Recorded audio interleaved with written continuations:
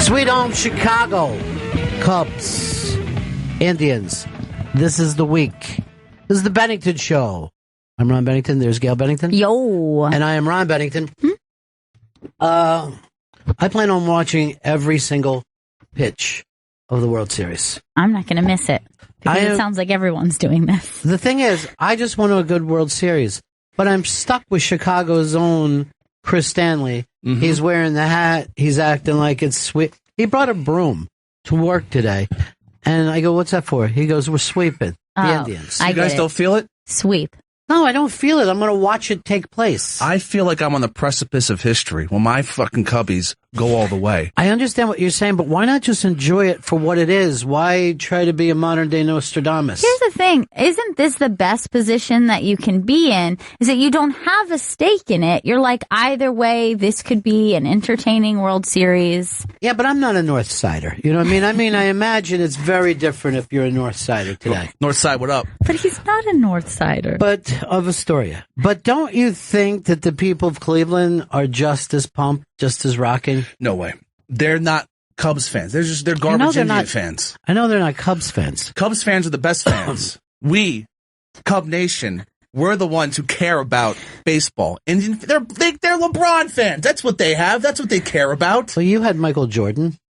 And you, of course, you remember your 86 Bears when he actually took a refrigerator with him wherever he went. He did? He just carried a refrigerator around. I love the fridge. He must have been a big kid. Love that shuffle. Oh, he was a large boy. Yeah. We called him Little Fridge. That is so cute. And sometime we called him Dorm Fridge. Because you know how that's always a smaller fridge. It's adorable. Got the playoff beard going. Not shave until they get to the World Series, You Ron. haven't shaved for a month, dude. Exactly. And here I am pushing Harrys.com every day. I'm trimming it. But you don't trim with a straight razor. He just uses it for the neck beard. That's it. The neck beard is the best part that he has. Thank you. What about just neck beard? Shave the face. Oh, I thought you meant for a neck name. Yeah, I like that. I sometimes call that the Amish beard. That's good. I think that would look great on you, Chris. Not till after the World Series. Not till after the Cubs win. It's weird rules. So hard to figure out what these superstitious things you do. It is They've worked so far, Gail. I just got this from the editor. Wait, the game starts this week? Yes. Oh, come on. Well, we were wondering how many of the comics are, it's two good comedy towns. Chicago, always been a good comedy town, and Cleveland, just trying to real hard to be a good comedy town. But we met a lot of dudes out of there, and they're really, my entire life, people have been trying to bring Cleveland back.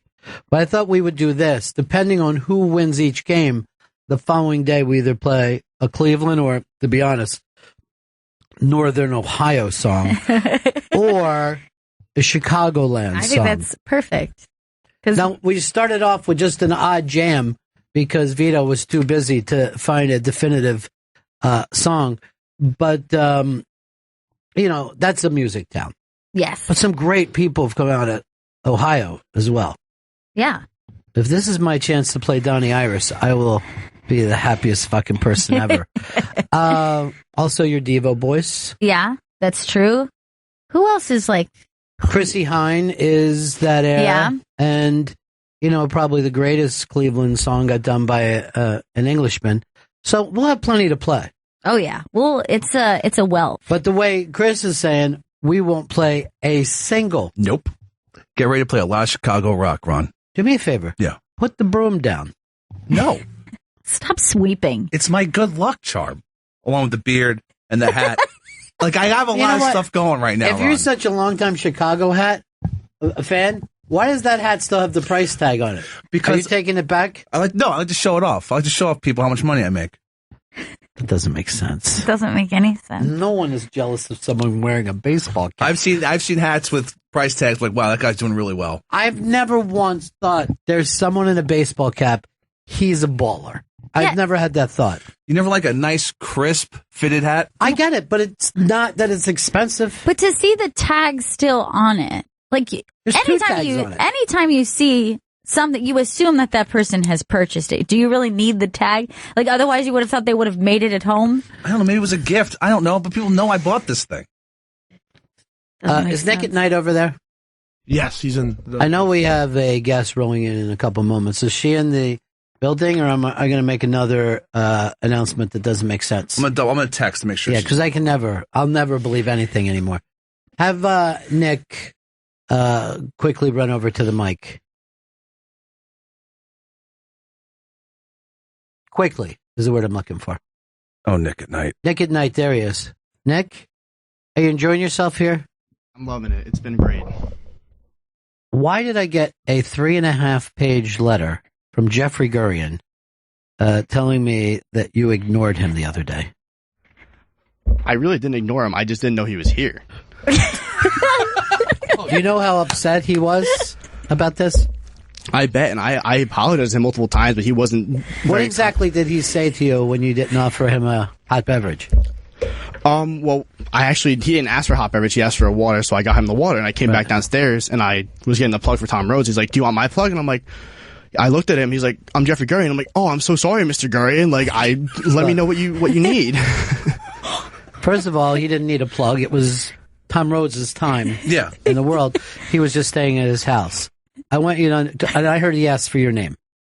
Yes, he did. He wrote it down as well. God damn it. Let me tell you something, Nick. In a million years, I'm on your team, okay? If any guest starts to fucking berate you, come to me. I don't give a shit if it's Mick Jagger. I'm not even kidding you. No one needs to write people's names down. Unbelievable. How can you write down the name of somebody who just referred to you as Mr. Gurian? All right. I'm so sorry, Mr. Gurian. And what are you going to do? Write down Nick at Night? Well, I appreciate that. Seriously, that means a lot. Dude, when I heard that story, and you know who told me the story? Not even anybody from our team. Tom Rhodes. And he said, look, I don't know what happened, but I don't want you to relate it back to me. And he said that Gurian was just in your face and taking your name down. And I'm like, what the hell are you talking about? There's nothing worse than that guy. Give me your name, sir. That's the worst. That's the worst guy. Yeah. Or let me speak to your manager person. You never want to say that sentence. Well, first of all, Chris, have you ever had a job where you interacted with people who thought of themselves as VIPs? Outside this job, no. See, I worked in a hotel before, and everyone in a hotel that comes up treats themselves like they're a fucking VIP. And I had to explain to a guy before, look, because I called him Mr. and he's doctor, right? I go, look, if you were in a hospital, then you're fucking doctor, right? But here you're just a person, like I'm a person. You're just someone who I don't purchased give a a shit. That's the thing that probably kept me out of the hospitality industry. I don't give a fuck if you're comfortable or not. It's probably a core essential part of hospitality would be caring for the guest. If you don't. Well, somebody would call me and they would say like, oh, there's something, there's a fly in the room. I go, you never have a fly in your house? Fucking swat it. I have to come all the way up there and hit a fly for you? What do you do at your house? And that's why they would say to me, you might not be cut out for the hospitality industry. And I would say, but wait, I'm renting rooms to my friends without anybody knowing about it. I'm making a little money for myself. That part of it I'm good at. The hustle part. But that thing of give me your name, I'll give you 10 fucking names. I don't give a shit. Look, if someone is a general, that's great when you're at work. You come into a fucking hotel, you're a person. This isn't the army. I don't give a shit about your title at work. Why do a restaurant act like a doctor is better than anybody else coming in? They pay more money. You know what I'm saying? Like if you're on an airplane and you're paying for first class, fuck it, you're first class. But if you're like, everyone's here paying the same money, but I'm a doctor, no one needs surgery right now. If someone has an appendicitis attack, you're a surgeon. Look, Jeffrey, no one needs your plug. We all know how to rob your bank with a chin. We get it. Is that the name of it? Man robs bank with chin. Yeah. And don't forget the Gurian News Network. GNN. Yeah, if you find yourself in that position, just step back just for a moment and just hear what you're like. Anytime somebody says, what's your name? Let me speak to your manager. Like, just take a moment. Maybe you're in the right to be angry. Yeah. But do you really want to be that person? Is the offense that you suffered that great? Was it truly that great? Yeah. That it's worth someone's job? When someone asks you if you're a kid and they go, what is your name? You go, I kicked a lot of fucking people's asses before. That's my fucking name. If you think I give a shit about a minimum wage job, you're fucking nutty for a doctor. It's all back to this one specific fucking doctor. I don't give a shit. I can tell. I'm like 18, 19 years old. I go, you're not a doctor here. We don't have doctor rooms. And no, I don't fucking care if you're happy. That's my problem. That's why I could never work in a restaurant. I can't come over and go, is everything yummy? I don't give a fuck. It's food. Eat it, don't eat it. I never understood in the restaurant business, if the food is late, why is it the waiter's fault? He's not leaving food laying around out there. Take the fucking cook's name down. Take everybody's name down. You don't understand. I wouldn't even work in a restaurant unless I was an alcoholic. That's the people that work in restaurants. This is a safe place for them. Yes. Any person who has ever said, this is my third time having a problem with your restaurant. This doesn't seem like the restaurant for you. I totally respect if you never walk in here again. Please don't. Please don't. Don't ever let yourself get dressed down by anybody. I won't from here on out. You're Nick at night, and I'm spelling that with 2 Ks now from this point on. Matter of fact, I'm going to book Jeffrey back, and I want you to meet him when the elevators open up. I want you to just be fucking standing there. With a chair. I'll be ready. Going like this, say my name. By the way, that scene wasn't as big as everybody made it out to be. People loved it. Huh? Yeah, but why? Did you ever see the scene? Yeah. I never watched the show, but I know that scene because everybody always talks about it. See, I watched the show after the fact, enjoyed it, and waited the entire fucking time to hear that thing, say my name. Didn't mean anything? Or it wasn't as powerful as you expected. I wanted it to be the most powerful scene in the history of TV. People just got caught up at the time. That's what it was. Also, our guest is in the building, just running 10 minutes late. Well, that's great. Now I'm taking 10 minutes off. Because we got a lot of guests coming by today. Yes, we do. I don't want to announce any of them because I'm, worried that Wiki is the one who booked them. And then he forgets what he's doing, and off he goes. And you tell him Dr. R. Lee Bennington expects the best service ever. Got it.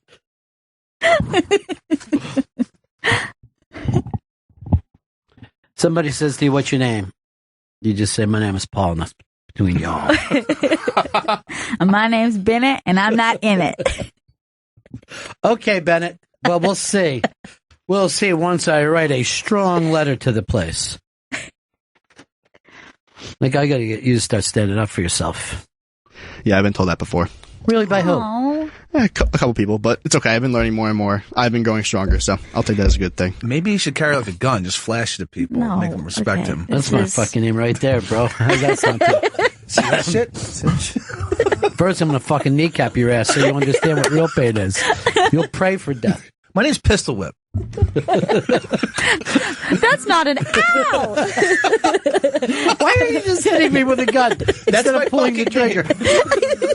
Say my name. Pistol Whip. Pistol Whip is actually a good name. That might be your name. Oh, P-Dubs.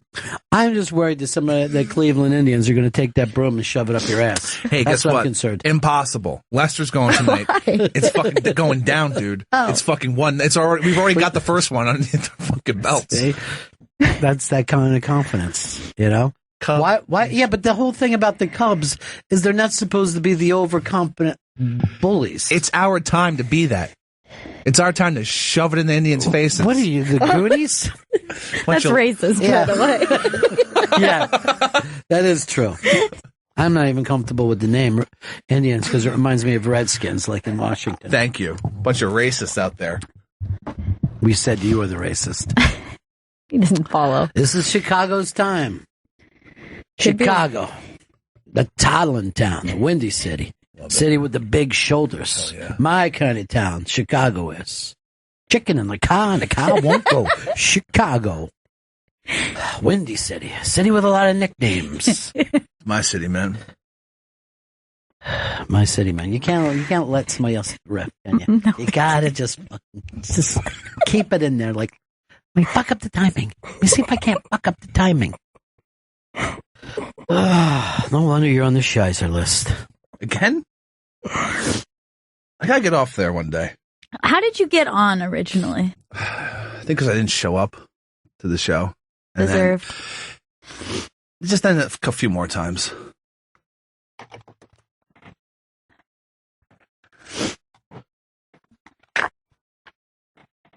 So who was our big guest coming in?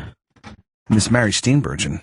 Ooh. Love. We just had her husband in the other I day. know. Plus, do you guys watch Last Man on Earth? Yeah, I have seen the show, yeah. I'm going to go better than you. I've never missed an episode. Really? I know Yes. that you're a big fan of the show. I'm a big fan of the television itself. If it's on the television, I'm a big fan of it. I'm especially a big fan of this one. But I adore her. I just What's think not to she's adore? so great. Here's what to do with Mary Steenburgen. Go to her IMDb page and look at her beginning run as she came into the business. I believe it was late 70s. Her movies, Chris. I don't want you to bring up high school plays. No high school plays. I don't do that, man. All right, so going south. Going south, she co-starred with Jack Nicholson. Yeah, that's the Western, right? Yeah. By the way, John Belushi in that as well. Danny DeVito. John Belushi, I'm thinking about now because he would love Chicago I partying know. like this. It's so sweet, right? Yeah. Time After Time. Giant hit. Great movie. Melvin and Howard. Think she might have got. She was nominated? no, she won. She won an for that, I Oscar think. and won topless. She was unbelievable in that movie. Ragtime. One of my favorite movies of all time. This is her first movies. A Midsummer's Night Sex Comedy. Well, it's a Woody Allen film. Yeah. So it's her first 5 movies. Cross Creek. Okay, now we're starting to struggle. Romantic comedy. All right, that's enough.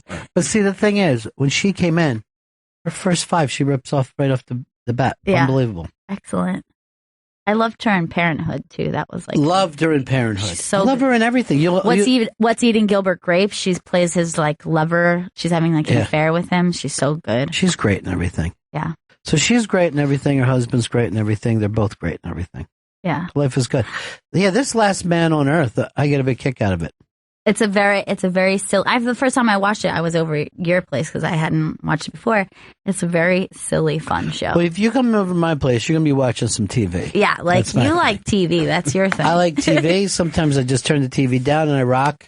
Yeah. I'll turn the TV down, keep it running, play some rock, and be reading at the same time. How do you Just do it? Gimme. I can't even do what I see people are listening to music and reading a book on the train. I can't even do that. It's one or the I other. think it's perfect. Can't do it. Maybe classical. Like maybe if there weren't lyrics. Oh, What do you mean? Ew? there's no lyrics. You can't sing along. I How gotta can be able you to sing along and read and absorb what you're? I am singing and reading both. What movie? I don't know. A little movie called Broadcast News, starring the great Albert Brooks. But he literally was making a big deal. And he was singing Midnight Train to Georgia. And then I can read while I sing. I am reading and singing both. Fucking hilarious. You get so much fun out of entertainment, don't you? I mean, it's You just really there for do. you. Great. Now, Mary is, her and Ted. This is the thing is, they're not just Hillary supporters; they're buddies. They're close friends. I mean, they have been with her through her campaign. I think she did like a couple events with her. And then they were there after the last debate. They were like the first people she went over to. Yes, that's what I'm saying. You're bringing up, they did stuff for her. No, they're actual friends. Yeah. Okay? Who is your most powerful friend? Let's say this. Her most powerful friend is the Clintons, right? Yeah. Chris, who would you say your most powerful friends are? Ron Bennington. That is awful. Same for me. That is awful. Vito, what about yours? It would have to be the same thing as This Chris is how and bad Ron you guys are Bennington. doing. A fucking satellite guy is your best friend. My best friend, and has been I mean, my best friend, famous friend. Yeah. Probably has been for 19, maybe even 24 years. Putin. Really? I knew him when he was KGB because I was CIA at the time. And a lot of... Fuck. Dump out of that. That's one of the things I'm never supposed to say. Oh, boy. Never supposed to say I was CIA. I had a feeling, though. Yeah. I had like a Well, feeling. it's because of all the killings I do. Sure. And I always kill foreigners. I never kill Americans. That's nice. Yeah. We have to live by a code. My code is the CIA code.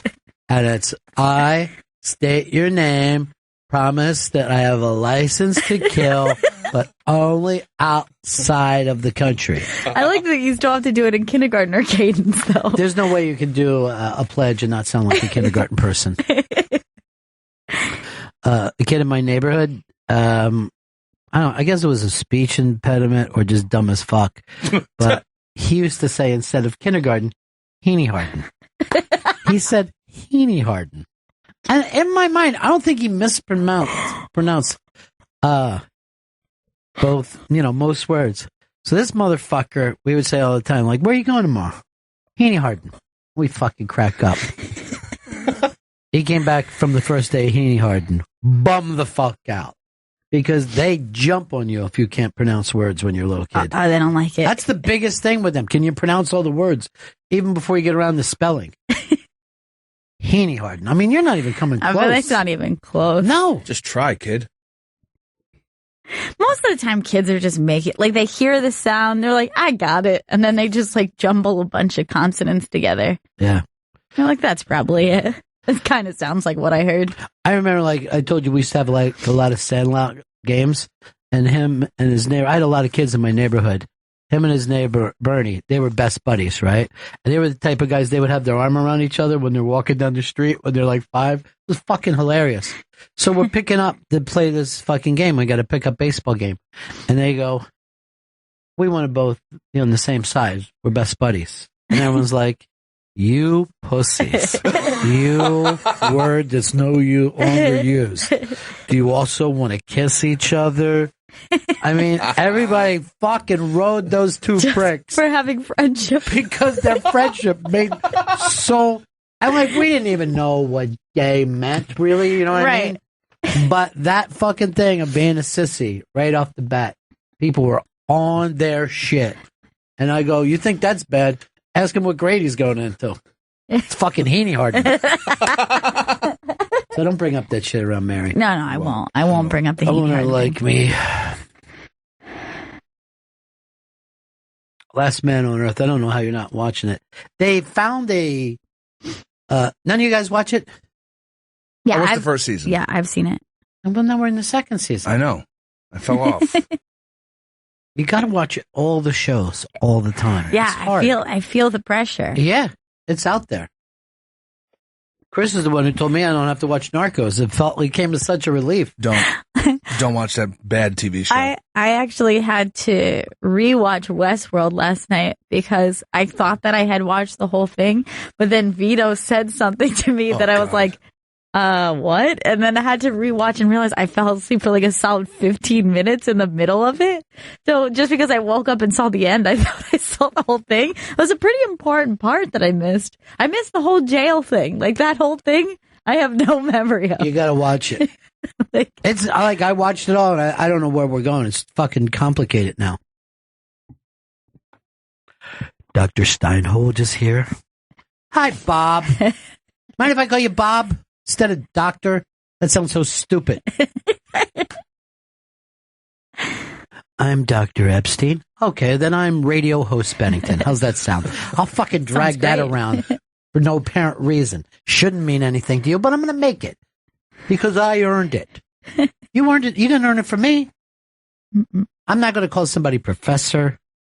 You know what? I don't even think that we got into that yesterday. Mr. President. You know, It's nutty. At most, it should be president. But why not just call him Obama? That's what people say when he's not there. What about calling a priest father? He's not my dad. But the thing is, I probably wouldn't fuck with a priest because who wants to burn? And I mean forever. I do like saying sister to a nun because I just think it's fun to say. Like, I what's always up, say- sister? I always say to sisters doing it for themselves. Try to bring that back a little bit. Or I'll just call him Sister Christian. That's cool. Or sing the theme to Sister, Sister. Either way. You never watched that. Yeah. Should I go home and fucking binge it? You gotta watch everything. Gotta watch everything that's ever been done. Binge watch Sister. I tried to watch Even Man with a Plan last night with Joey.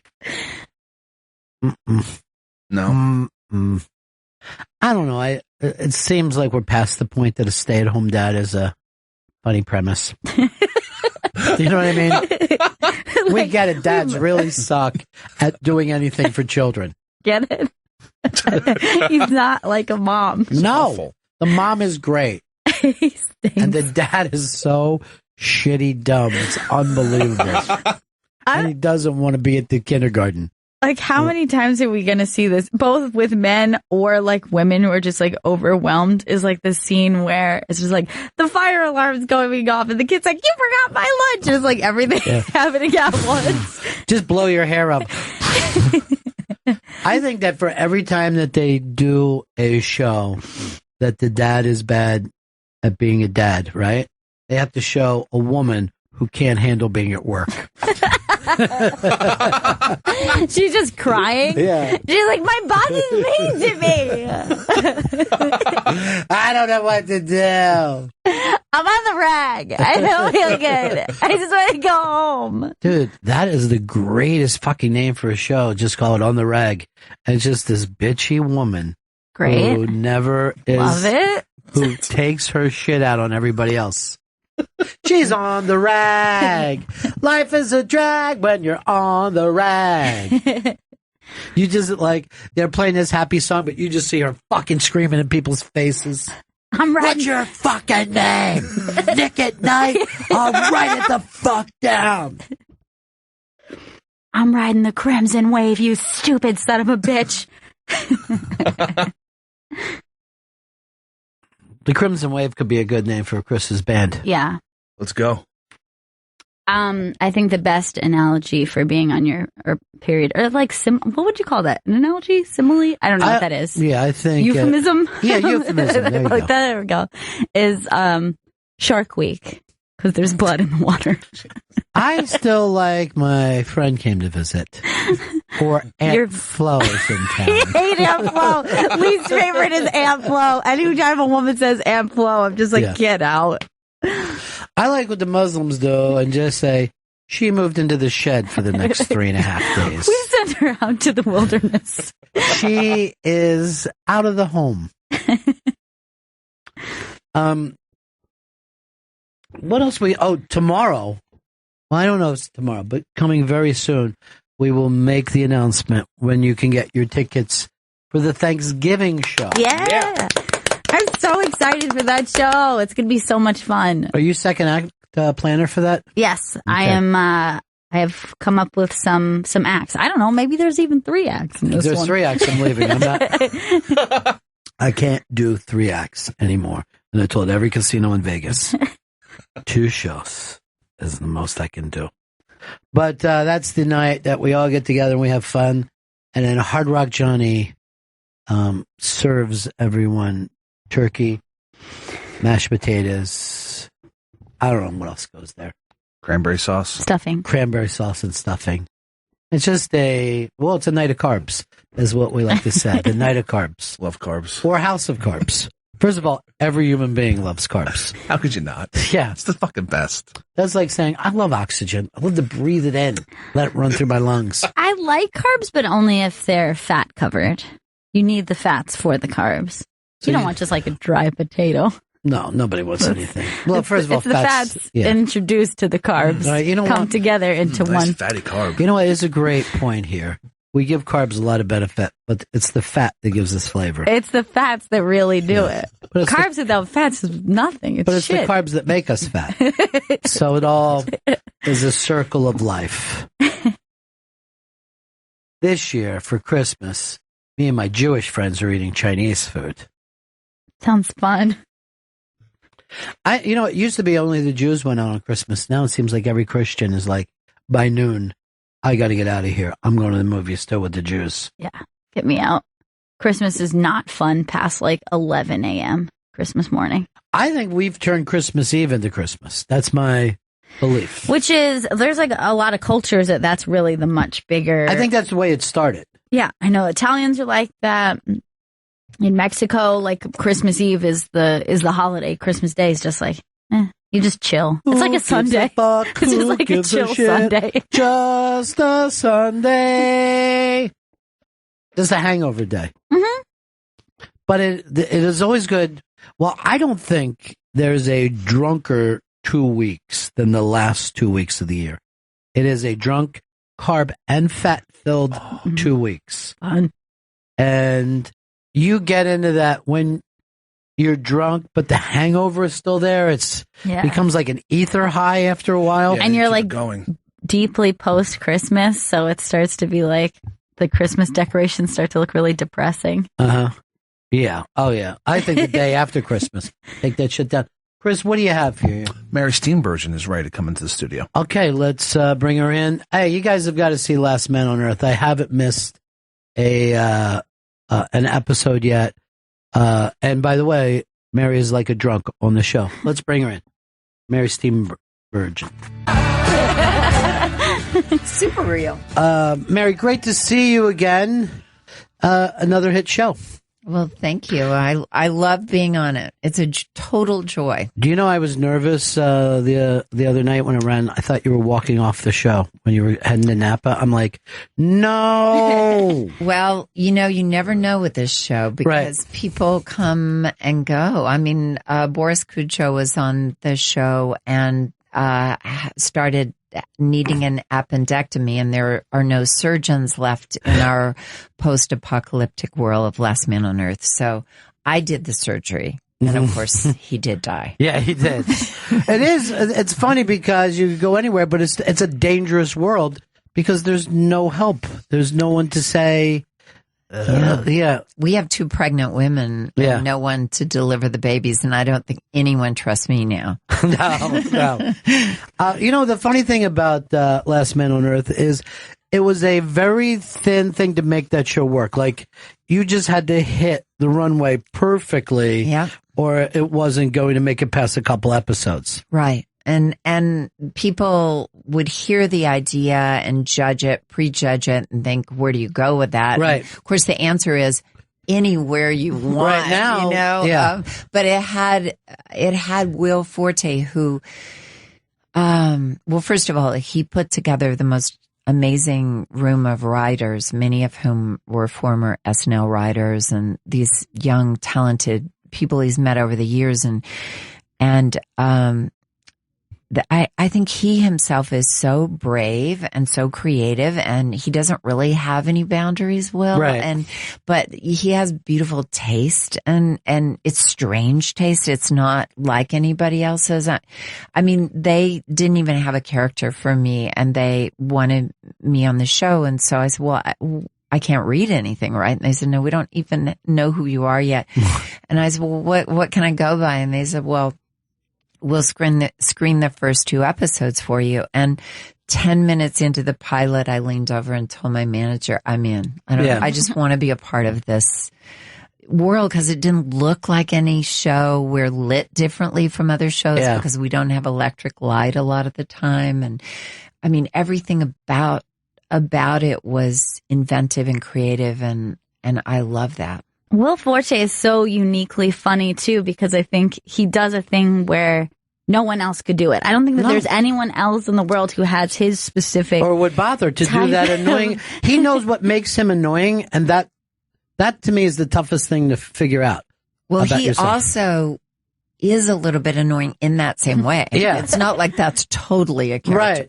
Right. He has like a thing about words where... all these bizarre wordplay and puns, or somebody will, say, oh, I can't even think of them now, but it's his thing where he goes, hardly knew her, boom, and, he's like from another planet comedically. Yeah. And we just all choose to follow along and go with him because it's someplace that no one's ever been before. And he's such a sweet man. He's such an incredible talent. And so is January Jones, and so is Kristen Shaw, who's so deeply wonderful, and Mel Rodriguez. The whole gang I love them very much. And again, you have to make sure there's no one in any shot. It's crazy how much you look at. No bird can fly past because there's no birds alive. There's no, we have some crickets. And one of the reasons we had to have crickets is because we have a damn cricket on our soundstage and we literally cannot find the fan to shut it up. So we decided that there's still a few crickets left on Earth, and we actually have crickets for dinner one night because Carol decides that we need protein. So she puts them in a casserole. Now, this is this election has been crazy, but for you, being friends with the Clintons, it's got to feel even nuttier. It's a whole new boatload of crazy. It is, right? Yeah, it is. I've known them 38 years. So yes, it's been a bizarre, wonderful, journey, and it's an honor. They're two of my best friends, from Arkansas, and, but I'm really proud of her. I mean, it's hard to be the first woman to ever try to do any of these things, be the first nominee of a major party, and Trump presents unique challenges that have never occurred before. And, I'm really proud of her. I was with her last night. It was her birthday celebration, and Stevie Wonder performed and was actually very moving and talking about how he holds her and what he sees in her. And it was really lovely to hear him talk in those terms. You bring up about the possibility that she'll be the first woman president. I don't think that is even sunk in with people as deeply as it will if she wins this. I hope we all take a moment and that, I'll tell you, there was a moment in my life where we were sitting on the kitchen counters in the governor's mansion. This is probably 1970, maybe 1980 or so. And when presented with a problem with those two, there was never talk about the acquisition of power. Nobody was going, oh, if we could be president. That conversation didn't occur. But what they'd say is, well, you know what you could do about kids, in poverty. And they would start talking about these ideas, and they get so wonky and weedy. Sometimes I would drift off, a little bit. And I remember drifting when they were having one of these discussions and looking at him and thinking, wow, I wish somebody like you could be president someday. And then I looked at her and I thought, oh my God, wouldn't that be amazing? And then I thought, I'm sad to say, I thought, well, that's not going to happen in your lifetime, Mary. That's not going to happen. It felt so far away. Yeah. So I don't know if that feels that way to a young woman like you. I don't know because you've sort of always had at least her image, for most of your life, but it felt that far away to me. And so I got to tell you, like, nice people that I respect and like write me and say, tell her to dress a little more this way. Tell her to speak more quietly. Tell her to do this and tell her to do that. And I realize, man, she's carrying the unknown for all of us because none of us have known a female president. So she's having to kind of carry all of our stuff about what she should be and shouldn't be, and all the stuff that men are simply never told. Did it always seem like a possibility to you, Gail, growing up? Or? Yeah, I think it was something that was thought of like this could happen, but it never felt concrete. until now. I think it's really sinking in with women of all ages, the weight of that. And what really gives me chills is when I start to think of, I have a couple of friends who are pregnant right now, and I'm thinking about like their daughters are going to be possibly born into a world where this is totally always, different world than the one I came into. always, it was always the case, that was never, there's never going to be a situation for her to think, could a woman be president? It's just. I remember singing a song in school. Any Little Boy Can Be President was the name of the song. Really? Yeah, and I think it was from a TV special. So, but I'm at the age where a woman working was still a bizarre, like, oh, your mom works was still. It was a little something wrong with that. Yeah. And my mom did. My dad was a freight train conductor, but he had multiple heart attacks during my childhood. So my mom actually supported our family through much of my childhood. And I remember it was slightly embarrassing, because that wasn't the way it was supposed to be. Yeah, because very few women were doing it as a career choice at the time. Like you said, they were doing it because, we don't, we didn't have any money otherwise. Right. But I remember 8 years ago with Barack Obama, the day after, black friends of mine were calling on the show and stuff, and they were crying, and they didn't know that thing was a bigger thing to them, right? They didn't know it the day before. They were like, wouldn't this be great or whatever? But I think women, if this happens, are going to be totally shocked on that level.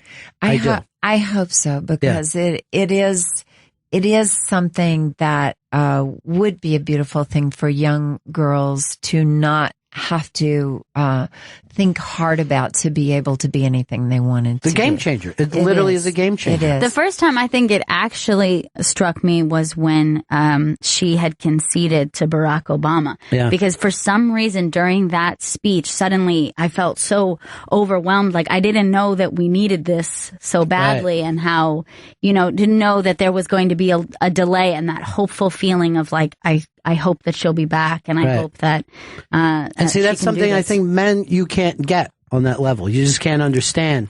I was with her that day, and that was an amazing day. And that speech about putting the, a million cracks in the glass ceiling was very, it struck me the same way. And then what also blew me away about her was, a couple of weeks after that, she called me and she said, I really want to go out on the road for Barack Obama, and I'd love you to join me. And I was still, as I'm sure a lot of people who were for Senator Sanders felt, your passion has been out there, and you feel a little wounded. But when I heard her say this, I thought, well, if you can do it, I can sure do it, Yeah. And then I watched her do it with such a full heart, because she found that place in herself, and because the issues were bigger to her than whichever than her ego was, frankly. And it was a very beautiful thing to find my own excitement about him, and we did. And I loved that. And it made me love my country even more, that's even humanly possible. And now he is out campaigning. Michelle is out campaigning. It's been pretty stunning. Well, I would like to campaign for Michelle someday. Yeah, to tell you, because she's been amazing. She is amazing, and she's always been amazing. But watching her ability to connect her heart to her words is so inspiring. And she didn't come in with that. I mean, that's a learned behavior, that public speaking thing. She was kind of like, I'm not. And I think a passion, Hillary's thing, people often misunderstand my friend, but somebody came up to me on a walk in my neighborhood recently, and she said, her dad was a very eminent psychologist, and she herself is a psychologist. So I think she looks at the world through psychological terms. And she said, I always watched your friend. I was always going to vote for her. I've certainly been inspired by her, but she said, I never really understood what made her tick because it didn't feel like when people would say, oh, she wants power, that didn't feel right. And she said, I watched the DNC and the convention, and I think I know why she's running. And I thought, oh, God, well, here's another person to tell me something wrong about my friend. And she didn't. She said the most right thing anyone's ever said about this person I know. She said, she's running to fix her mother's childhood. And I was like, it stunned me because I had never, and I knew her mother so well. And Dorothy was an abandoned child. Dorothy at 4 was abandoned by people that would come and go and leave her to fend for herself. She used to feed herself by taking coupons down to the corner store where they would, give her food in exchange, or people would take her in. She was a housemaid when she was old enough. She was an abandoned child. And when this woman said she's running to fix her mother's childhood, and I thought back about the 38 years of all the stuff we've done together and worked on and that I've watched her do, I was like, wow, that's exactly what's behind it all. Being her friend, what was it like to sit here and watch the debate? Because it was tense all over the country, but being in that room and then knowing her, it must have been unbelievable. I had to keep reminding myself to breathe. I'm sure people on both sides felt that too. Yeah. I had to get over the fact that Kareem Abdul-Jabbar was sitting in front of me, and I'm a huge fan, so I had to kind of get past that like star thing. But I was, from the second she walked out, and she just beamed, and then I was proud of her, and it made me relax. And she's somebody who she has the not the poetry of Michelle Obama. But she has the poetry of doing. She's just somebody who's worked her whole life in a very painstaking, unentitled way to work on these things. And I trusted that, and she came through. Here's what I think about it, and I know we got to wrap up here, but I know both people that feel both ways listen to the show, but I think Hillary understands that if elected, she has to be a great president because of the things that we were talking about. I agree. She has to prove herself. She said to me years ago, this is, sort of, I think I was in my 40s. I'd won an Oscar. I'd made a bunch of movies and stuff. And I wanted a role, but somebody said, well, you have to audition for it. And I happened to talk to her that day, and I was grumbling that, can you believe I have to? And she didn't say what I thought she would say. Instead, she goes, you know what, Mary? She said, we still have to prove ourselves. And she said, that's okay. And I thought, okay, well, if you have to prove yourself, I guess I can go friggin' win that part, which I did. And, but she knows she has to prove herself. And if she's president, she's going to have to be more than a good one. She's going to have to be a great one. Yeah. Jackie Robinson knew he had to be Jackie Robinson. Yeah. There's certain people who know that it's bigger than them. Always great to see you, and I know this is a hectic, crazy time too. So best of luck with everything. Thank you, Last Man on Earth is a great show. Thank you so much for stopping by. We'll see you the next time. I appreciate talking to y'all. Thanks. Welcome back to Bennington. Well, there's always something cool happening around here. We just found out that ARW is touring with an evening of Yes Music and more. They're performing tomorrow, October 26th at the Count Basie Theater. It's John Anderson, Rick Wakeman, and Trevor Rabin, and they're here.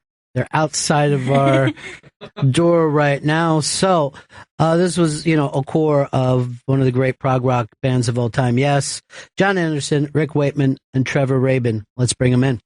Oh, that's funny. John Anderson, Rick Wakeman, Trevor Rabin, all in studio. ARW is touring currently with an evening of Yes Music and more. You can see them at the Count Basie Theater tomorrow, October 26th. Go to arw-tour.com for tickets, tour dates, t-shirts. How you doing, guys? You enjoying this tour? Good. How you doing? Yeah. Good, Ron. What when you guys go back and reconnect with this Yes music. Is it still there the way it was when you guys first got together? No, we changed it all. Yeah, everything's changed. Everything's changed. Everything's gone. Modernized. It has changed because instruments have got better. You can do much more on stage than you used to be able to do. And you can revisit pieces of music. They can still be exactly the same, but you can add new ingredients. You can do a lot more new stuff. Yeah, we have a completely different outlook, so we've approached this stuff all very differently. I play everything backwards, and I find that helps. Well, you were always surrounded by different types of keyboards as well, Rick. He has a GPS. So you're able to get in and out. Yeah. Don't say that. Oh, you started something, Ron. Well, if you're going to want to talk about my ex-wives, I mean, that's fine. It's... I mean, all the keyboards, they're there for a reason. I mean, it's all the different sounds and things you want to use, and that's why they're there, really. I mean, I wouldn't have them if I, didn't use them. And it also means that whatever way I'm facing, I can play something. It's quite marvelous to watch him with all the keyboards and the frying pan. He's cooking. I have a little stove there, and which is really quite nice. I mean, this is a true story. I wasn't there at the time, but Rick actually ordered Indian food in the middle of a show and ate it. Manchester Free Trade Hall. It was an accident, to be honest with you. I used to have. I stopped drinking in 1985, but before that, I was good. I was really, really good. And it was the days of a lot of old analog instruments, and my Hammond organ, my roadie at the time, Toby, used to lie underneath it for when things went wrong. But it wasn't really much for that. I used to have optics on the side of the Hammond, so he would hand me up drinks permanently on the top. And we were at Manchester Free Trade Hall, and he just shouted up to me. We were doing Topographic Oceans. I remember. And he shouted, he said, what are you doing after the show? So I'm going for a curry, Indian curry. He said, what are you having? And I said, I'll have chicken vindaloo, stuffed paratha, pilau rice, Bombay aloo. He went, all right. And I said, 4 papadom. He went, all right. And then it was about half an hour later, I could smell this curry. It was really, really strong. And he got all the bags with it all in. And I said, what's that? He said, your curry. I said, no, after the show. He said, it'll get cold. I went, sod it. And I laid it all out on the top. You came over and had a papadom. Yeah. Steve didn't think it was very funny. No. But I didn't think it was very funny, and I wasn't there. Yeah. All the audience are going, can we smell curry? And that story, it's been one of those Chinese whispers. I've heard it told on the radio by other people, where it's got to the extent that I demanded that a couple of the road crew put bow ties on and dicky bows and laid a table out and all. Right. It's just expanded beyond belief. But it was one about curry, actually. It was really about the curry and the fact that you've been drinking all day and you're a little hungry. Let's be honest, yes. Yes. But John, was there concerns about Rick in those days? Because there was a concern. The stories yesterday.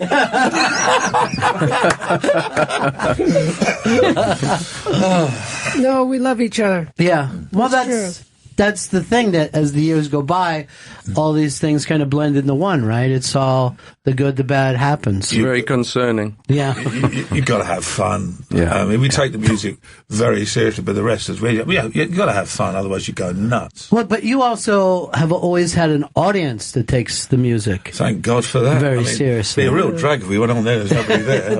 I say that every night. Thank God you're here. Yeah. Yeah. But it's also, it was a different sound, of course, in the 70s than Eddie and Buddy had ever heard before. And I was always curious, like, when you were writing the songs, were you thinking they would end up being that complicated, or does it start as, a simple song first and then add everything? Well, I can only speak. When I joined the band, I'd never worked the way that Yes worked when I joined the band in 71, because it was like a jigsaw puzzle. People bringing in parts and then making them all fit together, which I'd never ever worked like that before, and it was fantastic. And I think that had a lot to do with the creation of how Yes music was put together. And it was also those glory days when you were all in one room. Mm-hmm. Now you've got a lot of bands doing albums and they don't even see each other. So when you guys record it, you'd be in the room and basically... Well, except for Chris, who'd be late. Yes. But we would all be in the room, wouldn't we? Well, yeah, it's very similar to what we're doing now. You know, we're doing some classic Yes songs because we love them, and then we're just playing them with a little bit more space here and there. Trevor brings in so much energy from his guitar playing, which is very different than Steve. And in fact, what happened when rehearsal was that Rick was sort of dancing on top of things that we just made up on the spot. And so the evening of Yes music is a combination of the classic Yes songs, of course, but also sort of a progressive, and it should be progressive way of doing them. Mm-hmm. So it's exciting for us. Is that kind of jazz based for you guys? Is it? Everything's jazz. Yeah, everything. Chance music. Yeah. You make it up as you go along. But you have your basic structure. You have to have your structure like anything. I think chance is a good expression, better than sort of jazz. I mean, because we do have melody. But do you find yourself every once in a while going, uh-oh, where is this going? You know what I mean? How do we get... Ask Trevor this one. Trevor, do you ever feel like, are we going to be able to get back, once that takes off that way? As I said, GPS. Yeah. No, it's... I have no clue. Well, are you allowed to use the odd word on this program? Yes, you are. Okay, well, we're very much... I think when we're on stage, there's different principles of music that you can use, and we use the "where the fuck are we" influence, which basically often not we look at each other and go, "Where the fuck are we?" And I think we use that quite a lot. Yeah, we do. But it's do good that because it's an adventure in music, right? So you can feel comfortable in that spot instead of like literally we won't get back. We'll just wander off. No, music stepping stones. As long as you get to the next stepping stone in your own way. And I think the great advantage is we now very much with this show, I know what Trev's going to do. He knows what I'm going to do. We know what John's going to do. We know what Lee and Lou are going to do. So at any time, we're always aware of where we are on the journey. But there's no time that you can just go on autopilot. Like a lot of bands will go out, they played the songs a lot of times, and surprisingly not, because we just. No. For me, I'm up there singing away, and I'm riding on this sort of wild animal of energy. Yeah. The music that surrounds me, especially with the drummer Lou that guy. Yeah, Lou Molino. And Lee Pomeroy on bass. They're a driving force like no other.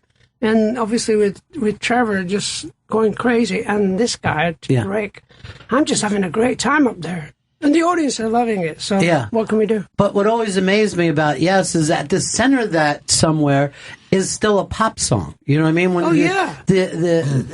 There's a pop song. And then all this stuff that whirls around it. But there's a song that the audience can sing along, and they know the lyrics. And they do. Yeah. It's wonderful. Every night they're standing up singing along. It's incredible. And I think that was always missed about Yes in the early days, is that these were singable songs right from the beginning. They were radio friendly in my opinion. True. Yeah. RW is currently AOR on AOR stations is an evening of rubbish music and more. You can go Anderson or Wakeman or on any given night.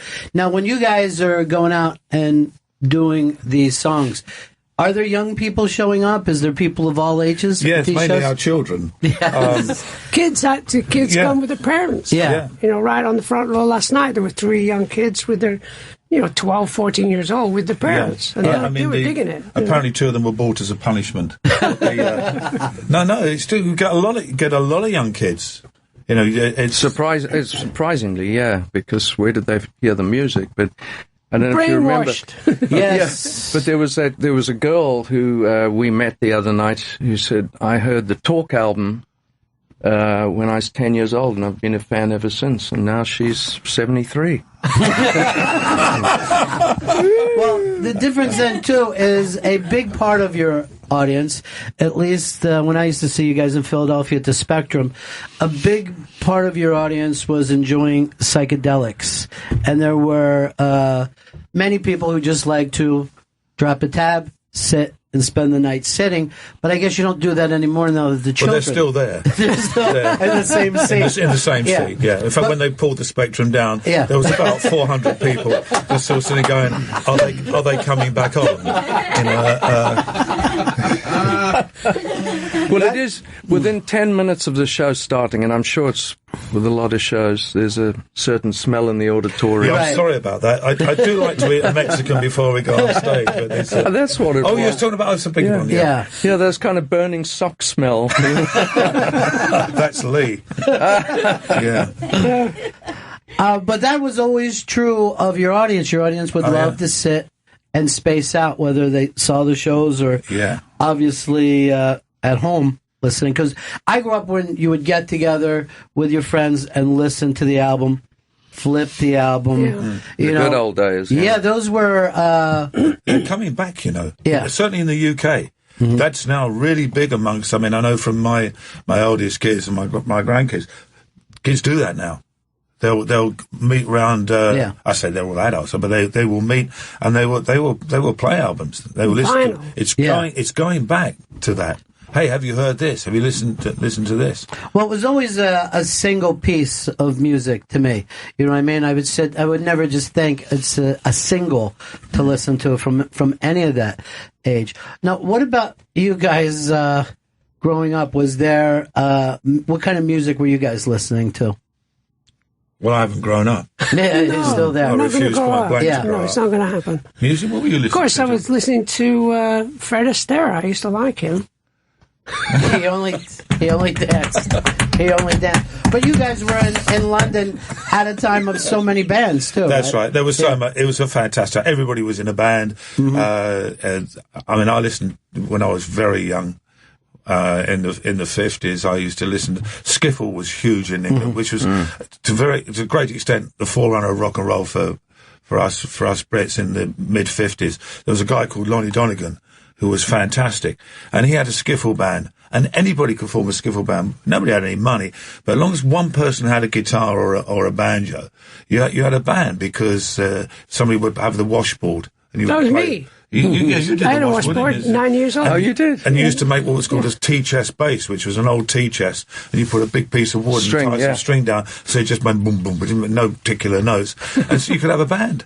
And that was great. Skiffle was hugely important for Won't you bet on Stu Ball, and you might win. Yeah. Sorry. In South Africa, I was a very natural thing was bakunga, which was in the townships. That's dope, isn't it? There would be, as Rick was mentioning, the basses with a piece of string and the most amazing music. And they used to have them in these what they called shebeens, which were illegal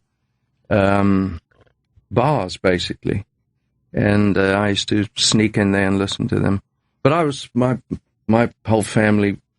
My dad was a violinist, so I really grew up primarily listening to classical music. And you were classical as well, Rick, too? Yeah, I mean, my father was a great pianist. Mm-hmm. They used to have what was known as a concert party back in England. They used to go around and play small theatres and village halls and all sorts of places when I was young. And they were my father was a fantastic influence, and I got sent off to piano age 5 and stayed there right through till I did my degree and all that kind of lot, which was wonderful. I mean, my whole childhood was all around music, and my father encouraged me to listen to all kinds of music, whether I liked it or not. I mean, I remember him saying, get as much experience, and he's saying to me once, have you ever done any country and western, the old-fashioned, country? And I said, no, I can't stand it. Jim Reeves stuff and all that kind of lot. And he said, well, you should play it because you never know when you might get called upon to do it. So I did. I went and did some. I didn't like it. My mother loved country and western, but we had a bit of an agreement that when I went round her house, she wouldn't play it. I said she could play it, providing she played it backwards so that the dog came back to life and they got their truck back and all that kind of lot. So that was a sort of an agreement there. Yeah. But I was so glad you did, because one of the very first sessions I got called on to do when I was doing sessions full time was a country and western session. And because I'd had the experience of playing it, I did say a big thank you to my father for that. Were you happy as a session musician because you played on a lot of really cool things. I did about 2,000 sessions. It was a wonderful apprenticeship course because not only do you pick up good things from engineers and from producers, from artists, you also learn a lot of bad things and go, right, make sure I avoid that and I avoid that. It was a wonderful sort of 3-4 years of a apprenticeship course. It was. I think it's one of the things we share, which we never talked about, because I did the same thing when I was 16, 17, 18 years old. Just sessions all day. And John and I have a mutual admiration society for Sibelius. Oh, gosh, yeah. He's dead, though, isn't he? Oh, shit, really? Yeah. I'm sorry to break the news to you, chaps. Yeah. No, I was just trying to... Although I did hear some music coming from his grave. Apparently he was decomposing, but I'm not 100%. Sorry, so that was terrible. Hence the backward thing. the backward. It was just awful. John, you were drummer first, right? No, well, I was what do you call it? Washboard. Just all percussion. Just washboard. Yeah. And then my mum and dad were ballroom dancers, so I used to listen to music like Victor Sylvester. Yeah. Oh, I know Victor. Well, he's dead now, but and Victor Sylvester Jr. is dead now, but they were great. It was all those dance music. That's why I liked Fred Astaire and Gene Kelly. And all those, those movies from the late 40s and 90s. Yeah. Early 50s, the great movies, musicals. But all that kind of music that comes together and flows back and forth ends up with who you are. Like every musician is somewhat of that place and time, that where they were born and the time that they were born. And I was born near the sewage factory. Yes, not much has changed. No, absolutely right. What a useful useless factory. Well, I just thought I'd throw that in. Yeah. Well, my father was a tremendous influence, like Rick was saying, his dad. My dad was, for years, the lead violinist of the Johannesburg Symphony Orchestra. And at 11, I think it was 11 years old, I played Mozart's Concerto in D major, which I'm sure you know. I know it. So, yeah. Piano Concerto, and my dad was a violinist, so it was a huge influence on me. And here you are on the other side of the world from where pop music is coming from, Right. far away from London and New York and Los Angeles. Was there a dream as you were a kid that you would end up playing with those musicians, or did that seem too far away? It probably seemed too far away, but I've never had a job, and I have no clue what it's like to be anything but a musician. So That's pretty. I mean, that's winning the lottery right there, isn't it? Just never thought of anything else. Did you have dreams? Dreams? Yeah, about what you wanted to be and what you wanted to do. Dreams. I had a funny dream last night. Oh, really? Well, I expect they'll launder the room. Don't worry about it. They'll launder the room. I don't know whether you guys should just, do yes songs, or you should do old Python bits. It seems like you can pull off both. Thanks so much for stopping by here. Thank you very much. It's an absolute pleasure. I'm glad to know that you guys are having fun with us. Still alive, Ron. Still alive. That's the important thing. And rocking and rolling. ARW currently touring an evening of Yes music and more. Check them out tomorrow night. You'll never be the same after you've seen the show. October 26th, Count Basie Theater. And go to arw-tour.com. Tickets, tour dates, T-shirts, it's all there. Thank you so much, guys. Thanks very Ron. much. Bring your seatbelts. Yeah, we're coming. For the Queen. Oh, you pulled it all the way down. I thought we were going to be singing along with Yes for a second. I should get you with their engineer. John Anderson is like... he could be living like a hobbit or something, right? He's not even like a human. I got to tell you something. They were so fun. First of all, this is stunning to me because this was the music of, my early youth, kind of junior high days or whatever, when you first start to, get into music. But Rick Wakeman, that silly man that was just fucking around, was a mystery to everyone. He's surrounded by keyboards. He would come out in this long robe, literally a wizard's robe. He had this straight white hair that he parted in the middle that would change color as the lights change color. No one thought of him as anything but this mysterious being. And how do you think you would have felt, as a young person, knowing just how silly and fun and sweet? I'm stunned. I'm sitting here now stunned because I expected him to be 100% different. And he's talking to Chris about the Cubs. He's like, I've been a Cubs fan for many years. And I'm fucking looking at him thinking, you're the Wizard. The Wizard doesn't care about the Cubs. It was very bizarre. Very bizarre. Well, I'm going to tell you this, and I'm 90% sure, but I did not bring it up because I'm not 100% sure. But I believe Rick Wakeman plays the piano on David Bowie's Life on Mars. Oh, really? Yeah. I mean, that's the kind of session player he was before he went into that. And the guys are checking on it now. They're not just sitting, scratching their chins. They're part of a show. He doesn't have a computer that's close to him or anything. Yes, he does. So you would just check. Even Wiki would have it, if nothing else. But I'm fairly sure that. So that's the strangest thing to me. And the other thing is him saying that he drank every show when everyone else is tripping. Like, forget marijuana. You didn't go to that show without doing acid. Yes. He was on Life on Mars. Was he the piano player? Yes, he was. He played piano. That's crazy. That's so cool. I mean, that's one of now, and that seems totally different than the type of work that he did with Yes. But that's a stunning, weird thing that happens here. That you look up and these people who, like you were 13 years old. Well, John Anderson was also very weird. You could hear what a strange, different voice he had. And then the microphone used to be above him, right? Like this. And he would be singing up to it like he was in the studio and then just clapping his hands.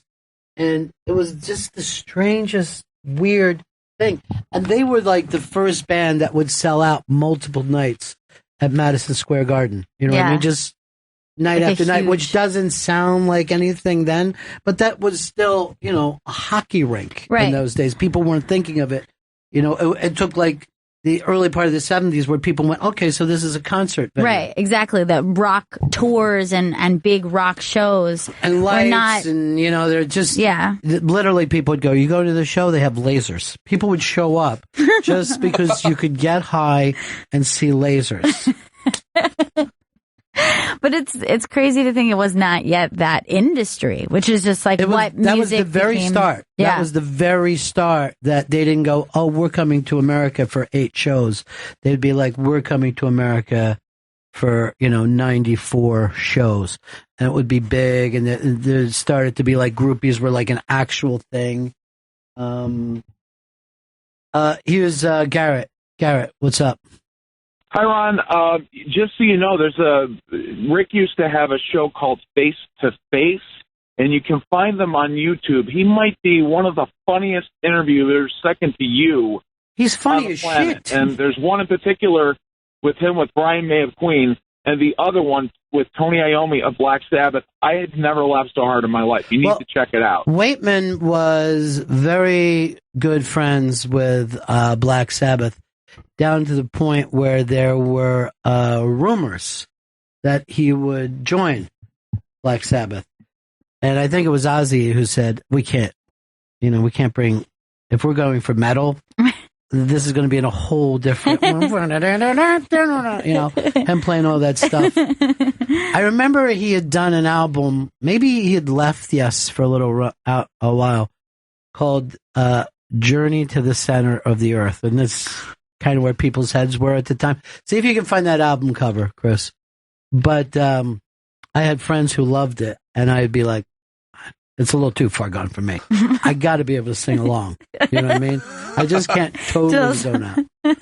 But I'll tell you another quick, weird, that's what it was all about there. That's weird. That's a full orchestra playing with him, and that's like early 70s, like a 74, where, you'd gotten so far away from rock and roll that punk rock was born. Right. Like, literally, they took it so far that you couldn't listen to this music, whether it was them or Emerson, Lake and Palmer or any of those, Jethro Tull, and go, hey, we can start a band in our neighborhood, too. Yeah, you couldn't. That was part of the appeal of rock music. It was like, it was raw, and like, you could imagine learning an instrument, learning rock songs. You're right. It's probably why punk came out of that, is you're like, just to be the polar opposite. There was no way to play. There was no way to connect. And you would sit so far away from the band, and you would be fucking whacked, and there's all kinds of shit. I remember, like, Pink Floyd, a fucking plane crashed into the stage. Like, literally, you're sitting there and you're tripping balls, and this fucking plane came from the back and hits the stage. You're like, I don't know if that really happened. I don't know what's going on. I will tell an Acid story. So, as I said, we used to do Acid and just lay back and listen to albums. And there might be a bunch of you, and you would all trip together. Instead of talking, you would just be laying back like you were meditating and tripping. So we're doing Acid, and it's Tales of Topographic Oceans, which sounds ridiculous. And, was that strange? But there was a thing called Ritual on it. And I start tripping, and I go into my mind instead of with my friends. And I was hallucinating at an unbelievable level. And there was a feeling that there was an infinite amount of letters coming at me with wings on each of the letters. Now, by the way, I'm 14 or something like that at the time, right? And they're just rolling over me. And obviously the letters spelled love like an idiot.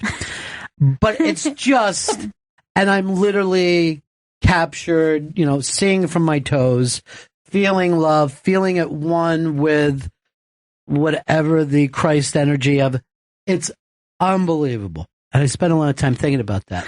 And I got to get back to that place. So I'm with my buddy. His name is Hang. And it may have even been a school night, and I was going to stay over at his house in Linwood. And we ate our Acid. We were going to have a great time. We went out for a walk until it hit. And this guy drove up, and the Acid kicks in, and immediately Hang is sideways, right? So I'm like, just keep walking. And we're in Linwood, and it seemed like a more vicious, uglier version, you know what I mean?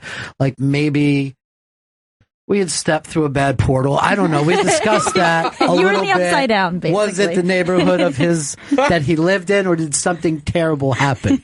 Right? So a fucking car pulls up, and this dude that we knew from school, and he was more of what you would call a greaser, right? He was a car head, he was a motor head, it was all that.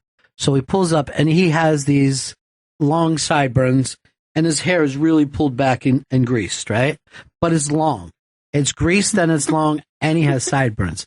So he's trying to talk to us, and I'm trying to get together, and he doesn't party at all. There's no way to explain to him that we've stepped through a fucking portal and we're in another world, right?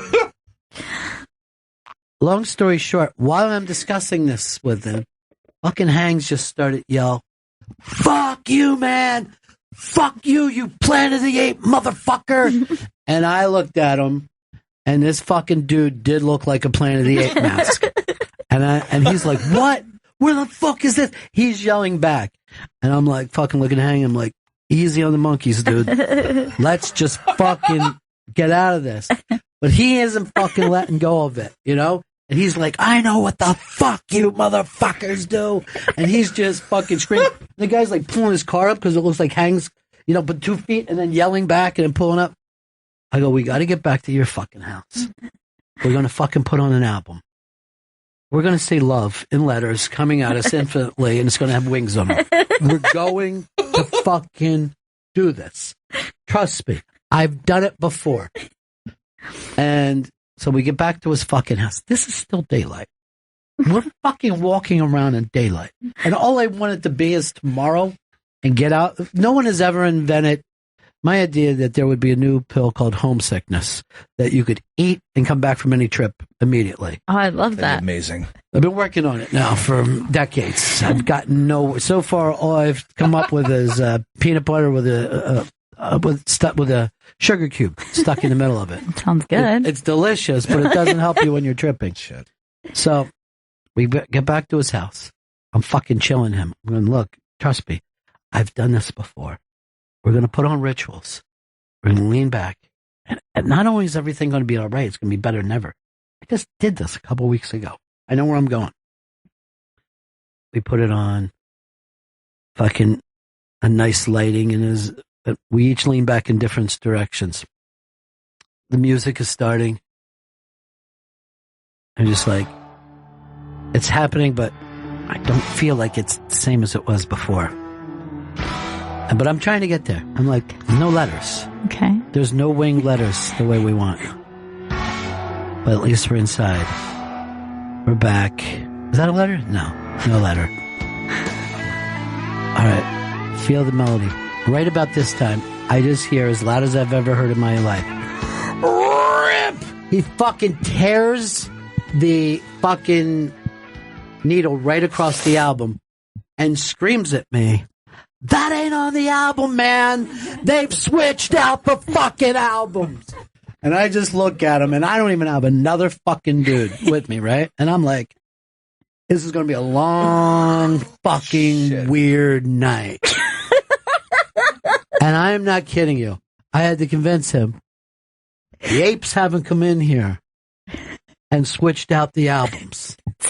And he said that was in the movie. And I'm like, I've seen Planet of the Apes. Now, me and you got to keep it the fucking together, man. That's our thing right now. You want to listen again? Not to that fucking muck. Okay. That fucking went on. I'm not kidding. And I'm literally too young to have the psychology to help somebody. Sure. And you're there. You're in it. Oh, yeah, I'm sideways with them. I mean, when somebody starts to go weird, you either leave them, you know what I mean? Just be like, I'm sorry, dude, just go off and have a crazy night. I can't have nothing to do with that. Yeah. And when it's only two of you, you're never going to do that. It's not on the album.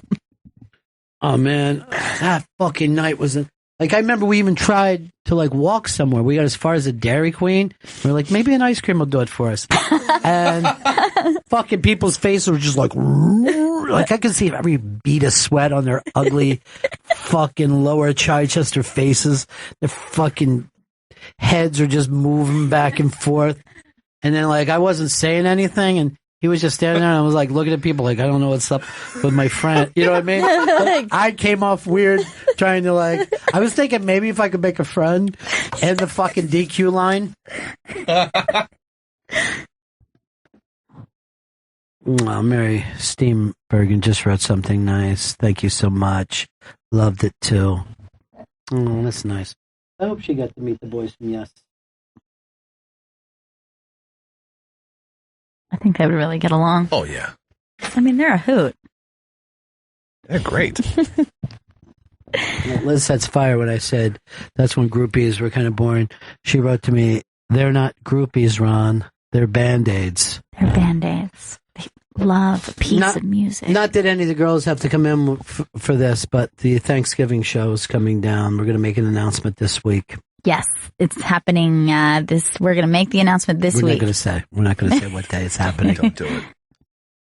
But here's, it's going to be a night of fun. It's going to be a blast. At least 2 to 3 acts.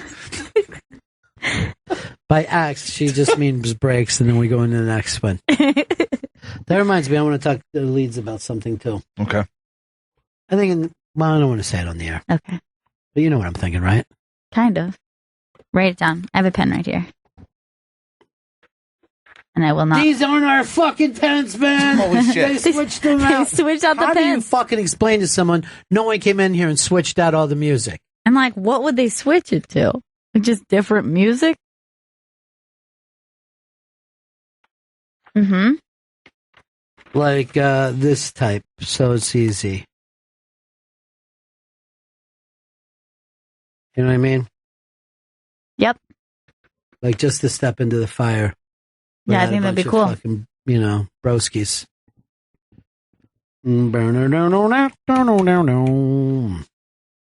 That was a very progressive rock thing. It was a very fucking strange time. Very strange. Yeah, I think it's like one of those things, like it kind of existed on its own. It's like, I don't know if I ever really got into it as far as like delved deep into it. No reason for you to. Yeah. But it seemed like it was very significant and important as it happened. Like, I don't know if if I mean to say, like, it was like a bubble that kind of only could have existed at that time period. It's like a rock cul-de-sac. Yeah. Like a little cul-de-sac that sometimes you're like, oh, it's going this way. Nope, there's a turnaround and we're coming back. Because, there are bands that came out of that after. Like Rush kept that thing going for a lot of years. And then, Asia and all that. It's always around. There's always people. If anything gets invented, there's somebody doing it now. And by the way, all those guys grew up on skiffle, and it means nothing to our ears. Yeah. And it was just, we got no money for shit. It's almost like hillbilly music. And they all were into it as little kids. Yeah, I know very little about that. Every time they say skiffle, all I think of is skee ball. That I grew up on, I know, too. it just seems like, oh, you played skee ball when you were a kid. And that's when you knew you wanted to be a musician. But even the Beatles, they'll go back and, oh, this guy was fucking great. And then you listen to it, and you're like, what? I never even heard of it before they brought it up. I had no idea what skiffle It's like a jazzy blues kind of No, sound. it's like hillbilly sounds. Go ahead and play. You can even look for, like, best skiffle songs of all time. You can see these old black and white videos. All right, this is Lonnie Donegan. That's perfect. He was the man. Gambling man. So that's like almost, yeah. I think I love skiffle. I liked that a lot. It's like the country. Find a couple more, but it's like because you got to find it like even in a rawer sense. But it was like the kind of country and western that we brought rhythm and blues to, and then rock and roll happened. Nobody trips the fucking skiffle. No, I wouldn't want to. They switched out the banjo, I think. I found some Chaz McDevitt skiffle. Good. That's what we need. Oh, Chazzy. This song's called Freight Train. Who cares? It's weird, right? I dig it. I think I like skiffle. We'll get into it in a big way. Still, the people are still playing it in England. Hey, Tom, what's up? Hey, Ron. I don't have the advantage of sitting in front of my computer like your guys, but if memory serves correctly, Wakeman also played on a couple of other Bowie songs from that session, including Changes. And most interesting, Bowie was going to ask him to join the Spiders from Mars, or he actually had asked him to. And the same day, he got the call to join Yes. So he might have been a Spiders from Mars instead of a member of Yes. He would have been a totally different way people would have looked at him, of course, because he seriously went into the wizard role and looked like he did it comfortably. I think he also played on some Elton John material. He was a session musician back then. Yeah, he said he played on like 2,000 different sessions, which is always bizarre. He played keyboards on Changes. Crazy, wow. Right? How neat. Hey, Tim, what's up? Hey, Ronnie. Love the show. Back in the day, Jimmy Page got his start in skip music, and a lot of the early Who stuff definitely has a bunch of that skiffle flavor, like Up to Tommy, and I think they stopped using it like on Who's Next and Quadrophenia, but definitely you can feel the roots. Yeah, in all those guys that grew up in that time, that was their music. It's very weird. Obviously, people who start a new genre didn't mean that they hated the genre before. You know what I mean? Like, that's literally the music that that was around. You end up listening to the music that was there, and you appreciate it. By the way, Jimmy Page is another guy who played on a million different sessions before. He was an unbelievable session musician as a kid, 15, 16, 17 years old. So you hear him in all kinds of hit songs before he gets into Zeppelin. Here is Otto in Boston. Otto. Hey, Ron. I think I might be an episode behind, but I heard you talking about the show Divorce. And you see when Thomas Hayden Church comes home from a really bad marriage counseling session, just lays down and cranks yes. And I saw this last night, and now you have these guys on the show. I know. I hadn't heard that. It's crazy. And they're like, no, people are just laying down and listening to albums again. I don't know whether it's true. Yeah, you put the vinyl on and you like mellow out from crappy marriage counseling. Well, whenever I get together with friends, if we're hanging out at like a house party or like having a dinner party or something, everyone plays vinyl. They don't normally play. Do they play full sides? Mm-hmm. Yeah. What kind of music do they play? Anything and everything. Like, I was at a dinner party this weekend, went from like classic rock to like eventually it turned into disco, and you know. But are they playing any new music on vinyl? Yeah, sometimes new music on vinyl. Yeah, but more often than not, it's classic rock or older music because it's more available. Not every artist puts it out on vinyl, but there are different like indie bands who still like to release like vinyl albums. It's interesting. The only thing I like about that character, he plays vinyl. Oh my God, is he the craziest fucker?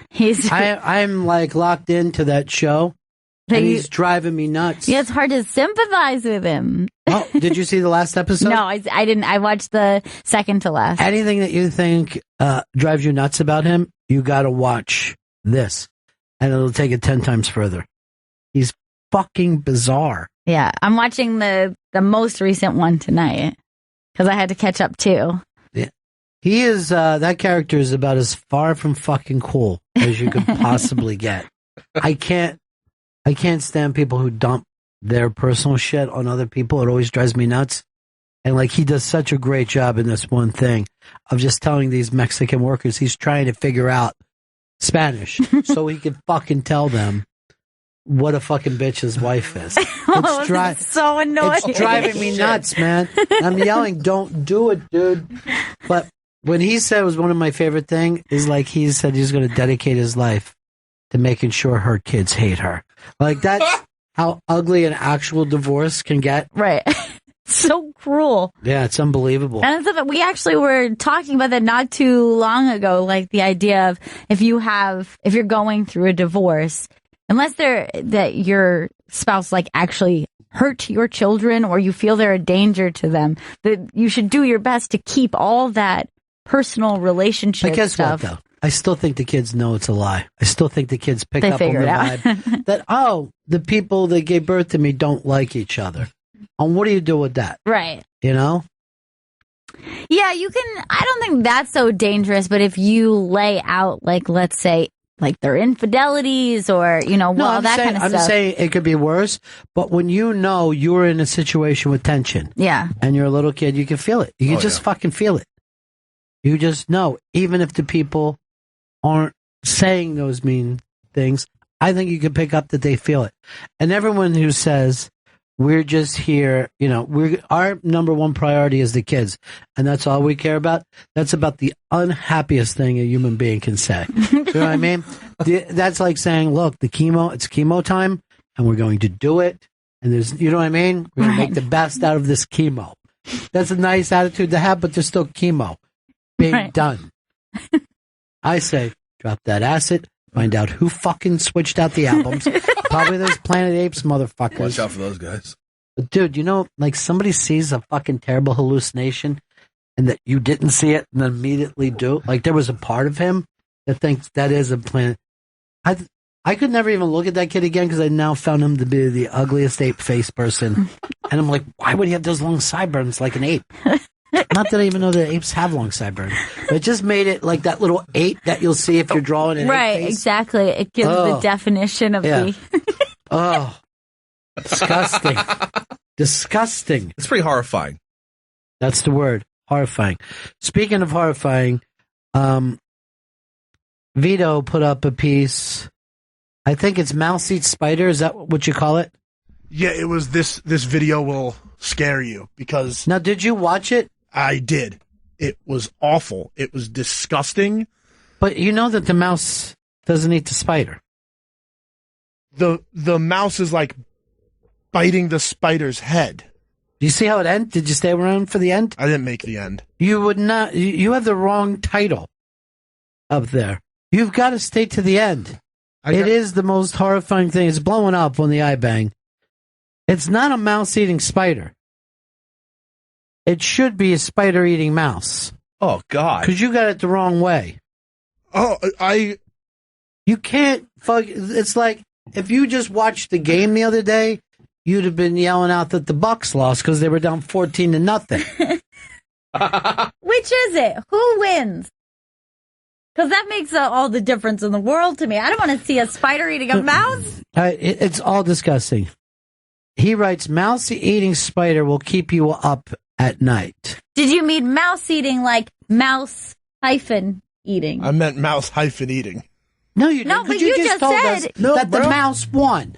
Now you're trying to guess that Gail's trying to save you. I said the mouse was biting the spider's. I mean, you said mouse-eating spider. Who's eating who? Do you mean that the mouse is eating the spider, or it's a mouse-eating spider? I meant mouse eating spider, like the mouse is eating the spider, and now I'm confusing myself, and I keep saying the mouse was biting the spider's head off. Mouse-eating spider will keep you up at night. I want you to watch the whole thing. And now you have to watch it. And what I'm going to listen for is your screams. I need to know. I would rather the spoiler alert. I need to know who's getting eaten. I was just told that Emerson, Lake and Palmer is going to be here in a couple of moments. Yes. I had Keith Emerson on the phone on the show before. Oh yeah? Yeah, not that. Well, now he's gone. Yeah. I don't know whether it was something I said. Oh, I don't think so. No. Please don't blame yourself. Well, here's another thing with him. He was going, where can I go see jazz? I want to see jazz, real New York jazz, he's saying to me. And this is after the show. So I give him the only two places that he knows, that I know, right? And then he goes like this. Yeah, but the real places where it really happens. I'm like, Keith, this isn't 1940 fucking five. There's not a lot of an underground jazz scene anywhere. Were you just jive talking to him? Why did he think you had the inside scoop? He grew up loving jazz. Obviously, I'm, I spin the wax. I'm known as Jazz Daddy, is what a lot of the people call me when they come through. And I go, come on, Jazz Daddy is my father. Just call me DJ Jazzy Jeff Jr.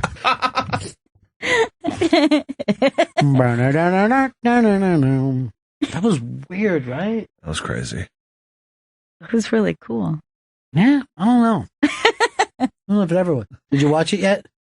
I didn't. I don't like this. Describe it to us. Don't be a child. Be a man on the radio. All right, so you just see a spider and a mouse head to head, and then all of a sudden you see the spider start crawling with the mouse in its mouth, and it's rolling across what I think is a fridge, and it's making swift movements. How big is the spider if it has a mouse head? The spider's body is bigger than the mouse's body. Now what? Look at version. Oh shit! That's disgusting. It's up on the iBang. I can't. Oh, I can't. I don't like when bad things. What the fuck? Now there is no mouse at all winning this. Man, that is so cool. And then you wrote it from the beginning.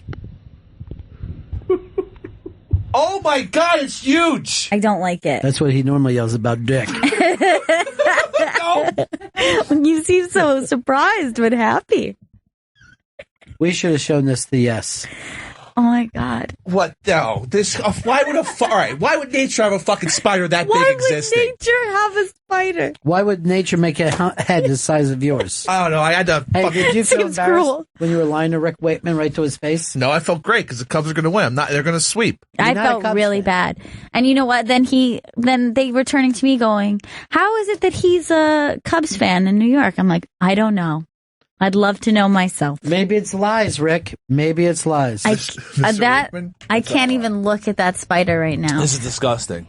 Now, why would he think that was a mouse-eating spider? Josh. Do with him. Why is this guy videotaping this? Kill the fucking Oh, spider, I can't. Well, let's just say I he's got a can't. giant spider and a mouse in his kitchen. I mean, he should You're move fucked the up, fuck out. dude.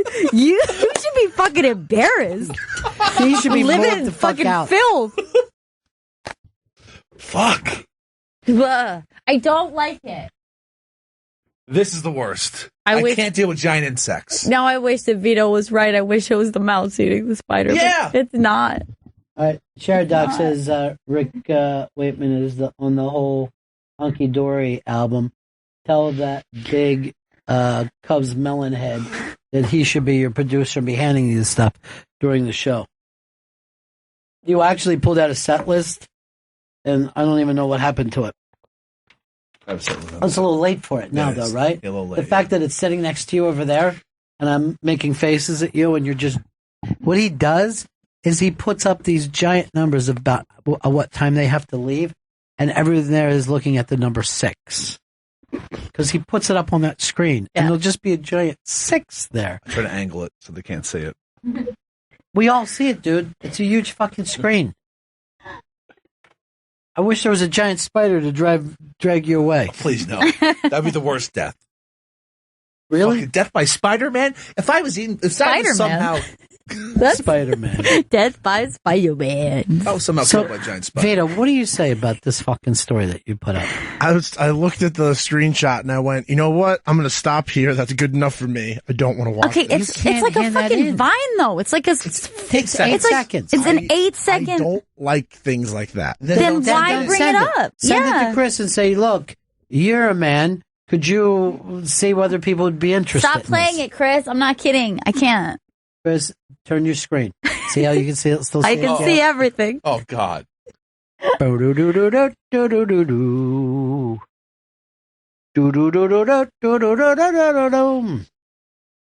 should have Sheridoc in here, you know? Yeah, you should.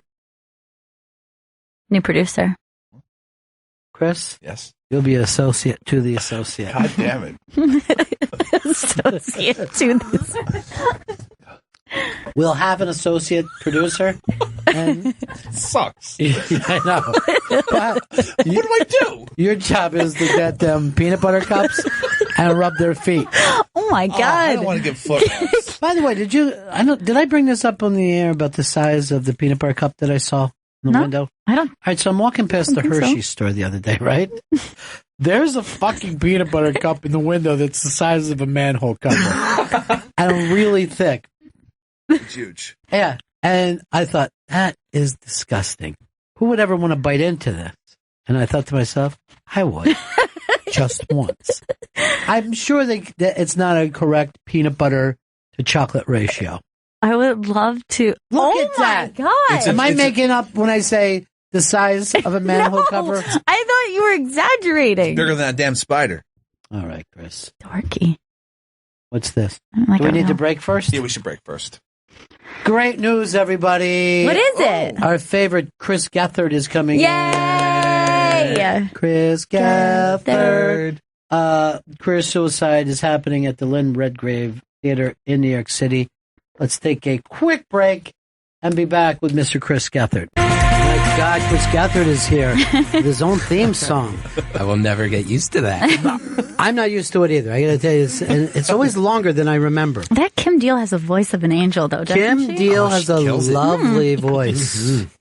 Better than I remembered. I had her and her sister in, and they were like literally twin speaking at each other a couple times. They're very strange. They're very close. It's their documentary, like of them, like their interactions seems very bizarre. Chris Gethard is doing career suicide at the Lynn Redgrave Theater in New York City. CareerSuicideShow.com. I caught, I believe, the first week's matinee. Killed it, buddy. Thank you. Not only did you kill it, but it's my version of like what living in New York is about when you're doing a one-man show. You know what I mean? It's like the coolest thing of all. I feel like a real like New York actor now. Right. It's weird. It's weird. But I was wondering how you were going to balance some of the stories that, you know, from your life that are so dark with, you know, with the fact that you're an entertainer. Yeah. Also. How'd I do? I thought you killed it, seriously. Thanks. Not only that, it's a big but fear. Is this show even funny? But I think it is. First of all, I not only did it get big laughs, but I also was sitting around people going, yes, uh-huh. And a woman said this, well, I could have written that because my life isn't, you know what I mean? She knew every legal drug reference that you gave.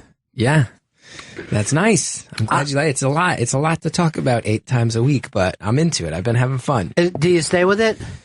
Yeah. It's tough. It's like, because a lot of the shows, as you know, it's like about like depression and the time I tried to kill myself and, you know, to get up in front of a room of strangers 8 times a week and talk about that. It's tough, but I'm trying to it's weird because it's like I don't want it to just become muscle memory because you want that emotion there. It's like serious stuff, but then also that means you're just kind of like living in it right every night. Well, I've seen one-man shows that they're internal. But I see you being external with your audience. You're making eye contact, you're moving in, you're even checking in with people, which is to me unusual for that because I know the type of people who have just written this thing up like it's a play and perform it like it's a play. But it was very rare that you were in the room. Yeah. You know? Well, I feel like I have to be because I feel like at the end of the day, like this is a comedy show. I don't really know facts and figures or what I'm talking about. So it's like, if I'm going to bring this stuff up, maybe somebody's dealt with it or lost a family member or something like that, and I'm making jokes. So it's like, I better be really connected with them or else it's kind of being a jerk. Yeah, that is true. That is true. There was also a point where you start to talk about a panic attack, and it looked like you're borderline panic attacking because I've been with Fez through so many panic attacks, and I've never seen this move before, and he always did it when I knew he was bad, and you started doing it, and that's the hands up and down the thighs. Yeah, that was and a I tell was like, for me. holy shit. So that's a real thing. So what is that? What is that even? What are you trying to do? Make the blood flow, or why does that happen? No, it was just like a nervous tick I had to rub my thighs when I was a kid. But I talk about it. My girlfriend in college always knew, like, if I started doing that, she'd be like, we gotta go. Like, we gotta go 'cause you're about to lose it. You're about to have a meltdown, dude. Let's get out of here. So, yeah, that one. And my other big one is when I start like pushing my hair back. That's when it's like people who really know me are like, oh, we might have to pick him up off the floor in a second. Right. Well, I always thought you were going into your Nicholson as soon as the hair started to come back. Well, what's also great about this is the reviews have been amazing and in some really, really big publications as well. Yeah, I'm getting lucky. The New York Times, the New Yorker, I tell you, they like me. When I was on public access, I didn't think they'd be writing reviews. Yeah, but they will take, when you say off Broadway, they take it seriously. They send somebody. I think Hollywood Reporter sends somebody, all these, and it's interesting if you're going, hey, I'm doing stand up for the next month, everyone will be like, okay, go enjoy yourself. Yeah. It's a whole different world. It's crazy. It's like cool to feel like I'm a part of that. And it's definitely a thing that's been happening in New York, these off-Broadway shows. And I feel like I'm on like the lowest rung of that ladder, but it's nice to feel like I'm in that world and included. And it's been like super gratifying. Well, you know, the weird thing is when anybody's having their first panic attacks, they don't know what it is. And they just feel like they're going crazy. Yeah. You feel like you're dying is what, like, that's my experience. I had no oxygen getting to, like, I was like started hyperventilating and I thought I was something really physically wrong with me. Like, it wasn't like I thought it was a heart attack, but I was like, for some reason I stopped breathing is what I thought. I would always just start drinking, and I thought what I thought is I need drinking, and I'm not even kidding. For a while you're just like, I better have some drinks, and it would mask. People don't realize how much that people who are drug addicts or big drunks are just trying to feel better. They've honestly done. It's not this thing of feeling great. It's just about sometimes just feeling normal. Yeah, you know, for sure. And you went through those kind of periods as well. Yeah, I've had a lot of those. It's one of the strangest things about doing this show is like, for some reason, I've done like a whole bunch of stuff. For some reason, like this show is the thing that all these people from my past are showing up at. Wow, people that's I went weird. To college with, high school with, and so many of them will be like, oh yeah, I remember this time this thing happened with you. And I'm like, oh my, cause it's like you writing the show and making comedy out of it. It's like, I almost like feel like I'm in control of it and it's almost not real anymore. Right. But like a high school teacher of mine came and we got dinner afterwards and she was like, I remember once when you were 16, you came into my office and you were having this like meltdown and her husband was there and her husband is like, I remember that day you came home and you were like so freaked out. And I'm like, this was 20 years ago. Yeah. And I had a meltdown so bad that you and your husband, who wasn't even there, remember when it happened. 2 decades later. Yeah. Yeah. But yeah, that's the weird thing. That it's one thing for you to turn your life in the material, but it's still life. You start to shape it, but those experiences actually happen.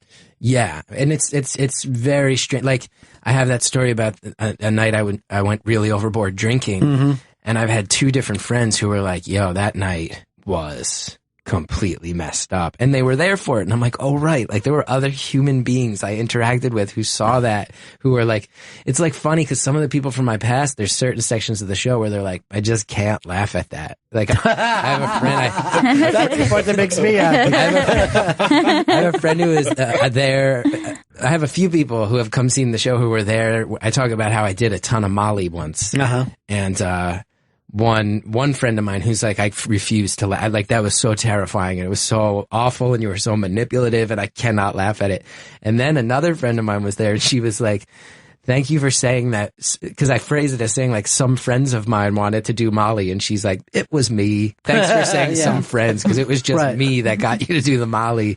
And it's like it's just so weird to like. It's like odd. I definitely I'm like so proud of the show and so happy to be doing it, but it's also like one of the strangest psychological things I've ever been through. Where it's like I'm doing this thing, getting laughs, and then someone shows up afterwards and is like, "I was there. We weren't laughing in the '90s." No, that's true, man.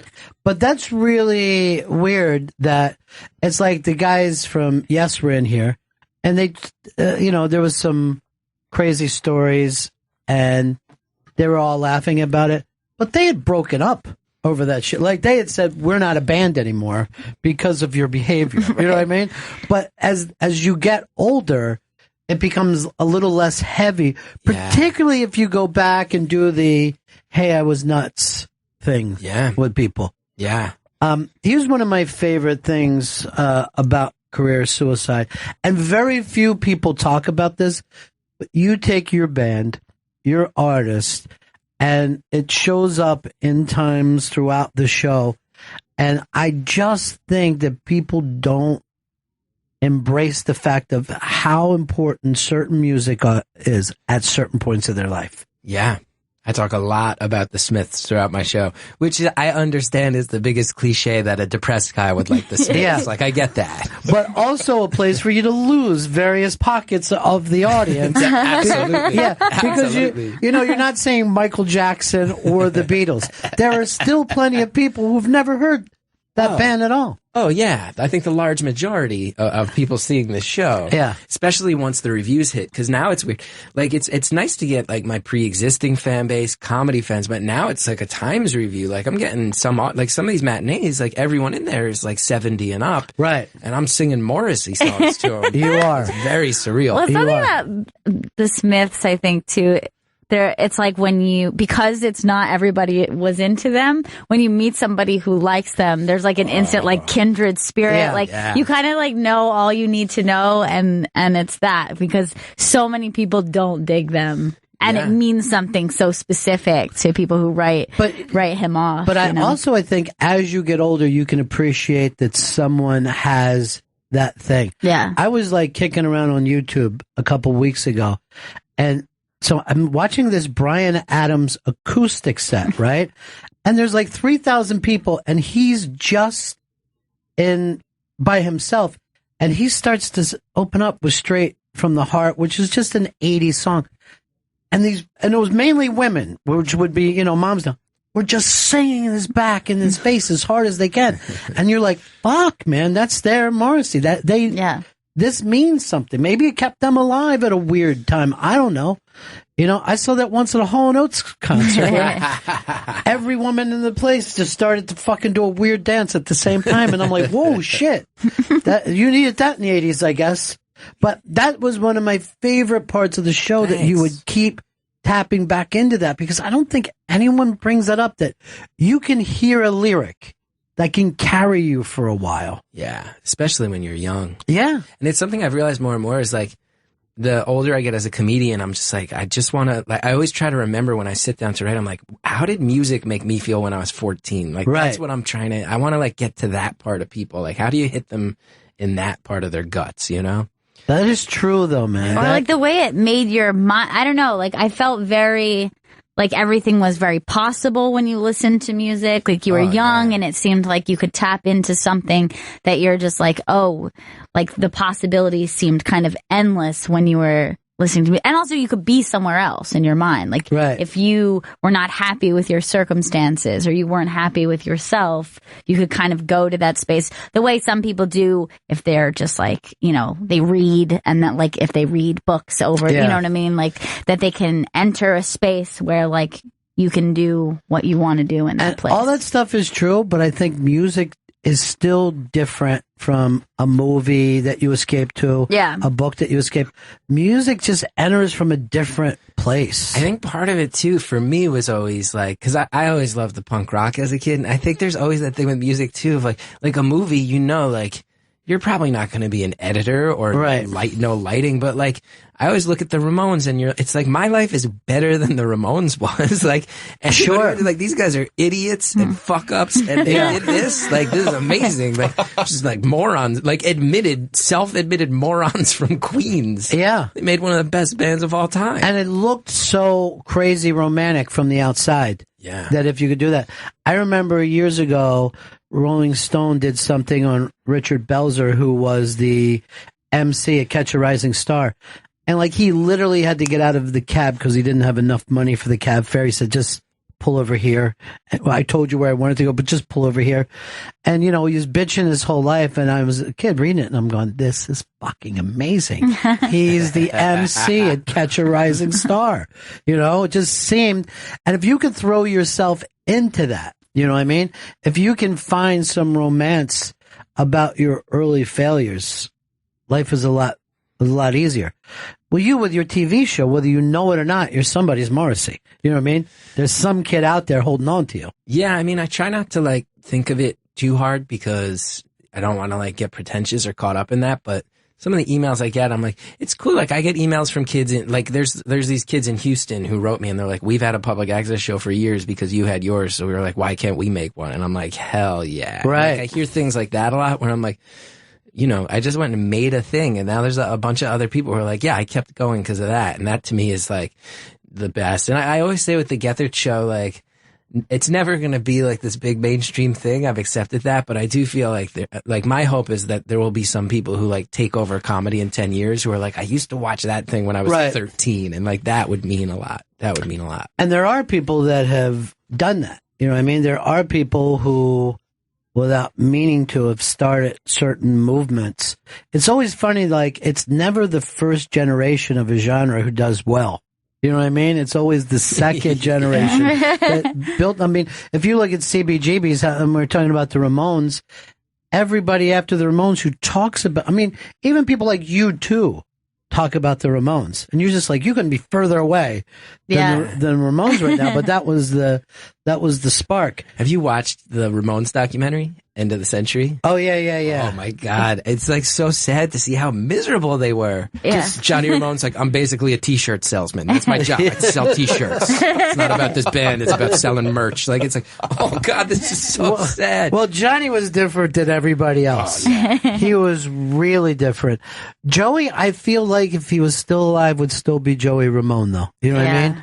I don't think there would be any difference. And then the stuff that came up about his OCDs, I had no idea. Oh my God, it's so sad. Did you ever read the story about he got home, they flew into JFK and he got all the way home and realized he like didn't touch this railing he always touched and made someone drive him back to JFK to touch a railing.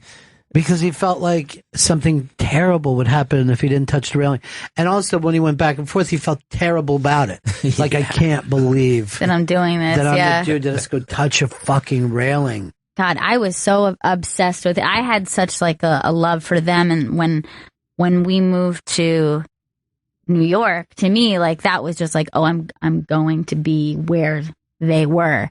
And when we saw him, I think actually walking down St. Mark's. It's like the dream. And I was just a kid. I had just moved here, and I couldn't even speak. I was just you were leaning into me. I was just like I couldn't make words. Yeah, because he was, and then like, of course, like the way he looked, like he was so like iconic looking. Like you can't mistake Joey Ramone for anyone else. He was dressed like he was going to walk on stage. Yeah, it was so wild. I mean, his kick around clothes are the same clothes. Same thing, yeah. But like the night that Joey died was like one of your, terrible low points. Yeah, it was heartbroken. And I remember I said something so stupid to you. Like, it's something like he's still rocking or something. He rocked really hard. Dude, he rocked so hard. When your kid is that devastating and you're like, well, he rocked the way he wanted to rock his life. And like, as I was saying it, I knew like it was nothing. I knew it was like the worst shit ever. But like it's he rocked. Yeah, he just wanted to rock. How people say that about me when I die. Yeah, we'll be inconsolable. It's the same way. You're talking to someone who's inconsolable, but you also have that thing when your kid is little. Is like, don't hang yourself with a belt right now. I know you're fucked up. Let's just leave the door open. Because people, and then there's always thing like Kurt Cobain died. A couple of kids killed themselves. Yeah. A couple of kids just fucking killed themselves. And that's the thing that parents, and I think Will Smith was right about this. The parents just don't understand. But how, we were talking about how music affects you. A fucking breakup when you're 12 or 13 years old can be just devastating. Yeah. It's funny too. I think about these situations in high school where I was like, well, that's it. I missed the boat and I'll never find love. And it's like, I don't even remember that person's name anymore. I know. I don't even remember their name like 8 months after that happened. But there's also no way to say, hey man, you're going to bang a lot of chicks in your life. Because men say that to you. Yeah. And you're like, no, you don't understand. This was it. My 7th grade girlfriend. I wish someone had told me, like, your life is not going to be good until your 30s. Like, I wish someone had just said, like, guys who look like you, nothing's good until you're, like, 29 at the earliest. What was D.L. Hughley gave us a thing? Was it now pussy or later pussy? But his idea was anyone who really did well with chicks when they were young, that was it. They peaked. Yeah. And other guys that have to wait for it. Now, I think there is now and later pussies. I think there's guys that do both.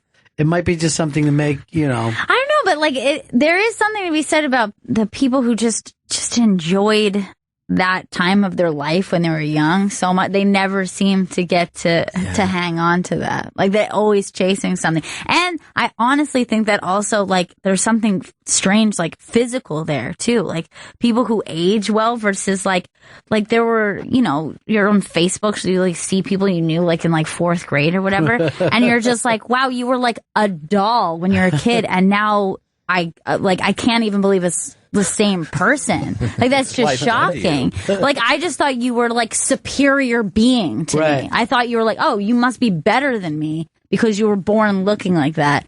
And now you're just like a goofball. It's really strange how that happens. Well, I've aged like a fine wine is what I'm trying to say. Okay, now I get it. Well, nostalgia is a very dangerous thing, man. You don't want to ever catch yourself thinking that was the golden time, no matter if it was good, bad, or whatever. Because I know dudes who are like, don't you miss it? Don't you remember that we did this? Now, like some of that shit isn't true, man. Like you're remembering you're making that a lot of that shit up like it was a lot better. We're taking everything that ever happened to us and putting it in one 3-day weekend. Yeah. You're forgetting about the other 6 days a week. Yeah. The other 29 days of that month. Like that most of the college time you're friends, waiting for a ride. College friends who tell stories like, oh, this and this and this. I was like, yeah, but we were bored a lot. Yeah. Like there were times we were just like watching TV, like what the fuck's going on tonight? Yeah, it was like so much real world challenge and like that's my college experience. Just endless amounts of real world challenge. Monday Night Raw. That was college. Yeah. It's so fucking funny how you could take something and act like this is great when it isn't. You know what I mean? Just something to hold on to. Just to stick a little bit in the middle of a dreary winter. You're like 8:30. It's Real World versus Road Rules. Shit. And it's fucking happening. It's a marathon? What's Johnny Bananas going to pull this season? You were a Road Rules person too, right? No, I was Real World obsessively as a little kid. And I started watching, I think even the first season, so I was like very, very little. And then by the third or fourth season, somebody had told me like you could get like you could like fill out the form to like apply to be on the show. And like I had filled out my form and I was like 10. And I was just like, when I'm able at 18, like as though I thought the answers of a 10-year-old would still like apply. Let me seal the envelope I'm like, right now. this is good. I'm definitely going to send this in. I'm straight. Oddly, maybe the most influential show of all time, though. Yeah. When you see how much TV looks like that show. Crazy. Puck had no idea that he was changing the world. Yeah. Do you think Puck was the big one? Puck was like, that season was so like... They say Pedro was the one that changed the world from that season. We were all watching Puck. Yeah, it was Puck. It was sad when Pedro died, and it was was definitely like a cultural touchstone. But while that show was actually on, as a kid watching it, it was all about Puck blowing snot rockets. Yeah. And Judd and Pam being upset about it. Pedro was like... Judd and Pam. Did they marry? They did. Yeah. They did wed. And how's his political cartooning career? Is it still... I know it's still doing really well. But do you remember back then, like the whole point of it was that they had some interest in music. So all of it, like one would be like in a grunge band. Yeah. And the other would be like in a... You're referring to Andre from season 1. Come on, we're in this together. He had no time for the whole show either. No, he never was so showed into up. it. Yeah, he was into his band so much. Yeah. Well, they all were like, that's when they started, it was like, it wasn't until the later seasons where they figured out like, oh, just get like drunk people who want to have sex with each other and then they'll stay in the house. Like that's how Vegas. they, yeah, It's around, because like, the Vegas season. Yeah. Trishelle, I believe, right? Yeah. Or perhaps even Yeah. maybe Ruthie in Hawaii was like the Ruthie. beginning of But the Ruthie drunk girl. was concerning. Like, She was an alcoholic. They were like they were still working out the formula then, because that was like, oh, this is a broken person trying to self-destruct on TV. Yeah, it was like she was like first episode. Look at my pussy. Remember? Like, everyone's like, she pulled her dear pants down. God, Ruthie. See, I think that you guys are hitting all around it because the one that had us on was Seattle. Oh my God, Slap heard around the world. Yeah, That Steven. Slap. Yeah. I met her. No, she really. did monologues at ASCAT one week when I was there at UCB. Who? Irene from Real World. Irene from the Real World. That is Hey, a stunning impression. He slapped me. I felt pretty bad about it. I don't know. It's kind of a shame that you have such a good impression for I such know. a useless. I think I actually... She used to call my show with it. Yeah, Sometimes but she'd be it's like this was like maybe like Daytona years Yeah. or something, and I would call and be. But that was in real time. No, but yeah, like Yeah. It was actually happening Yeah. then. And I was like, this is Irene from the Real World. And I'm like, probably no one thought it was fucking funny. No. It was like, I have a very specific impression that I can do. That's not going to be No, interesting to most people. You would just quote her too. It's not even like you went off to make it bizarre. Who was the guy that she was crazy about? A guy that only kind of half liked him, but it was that Boston kid who was so David, Yeah. his eyes were two different colors. and he, I know, he's yeah. so beautiful. And then he started banging one of the producers and Yeah. fell apart.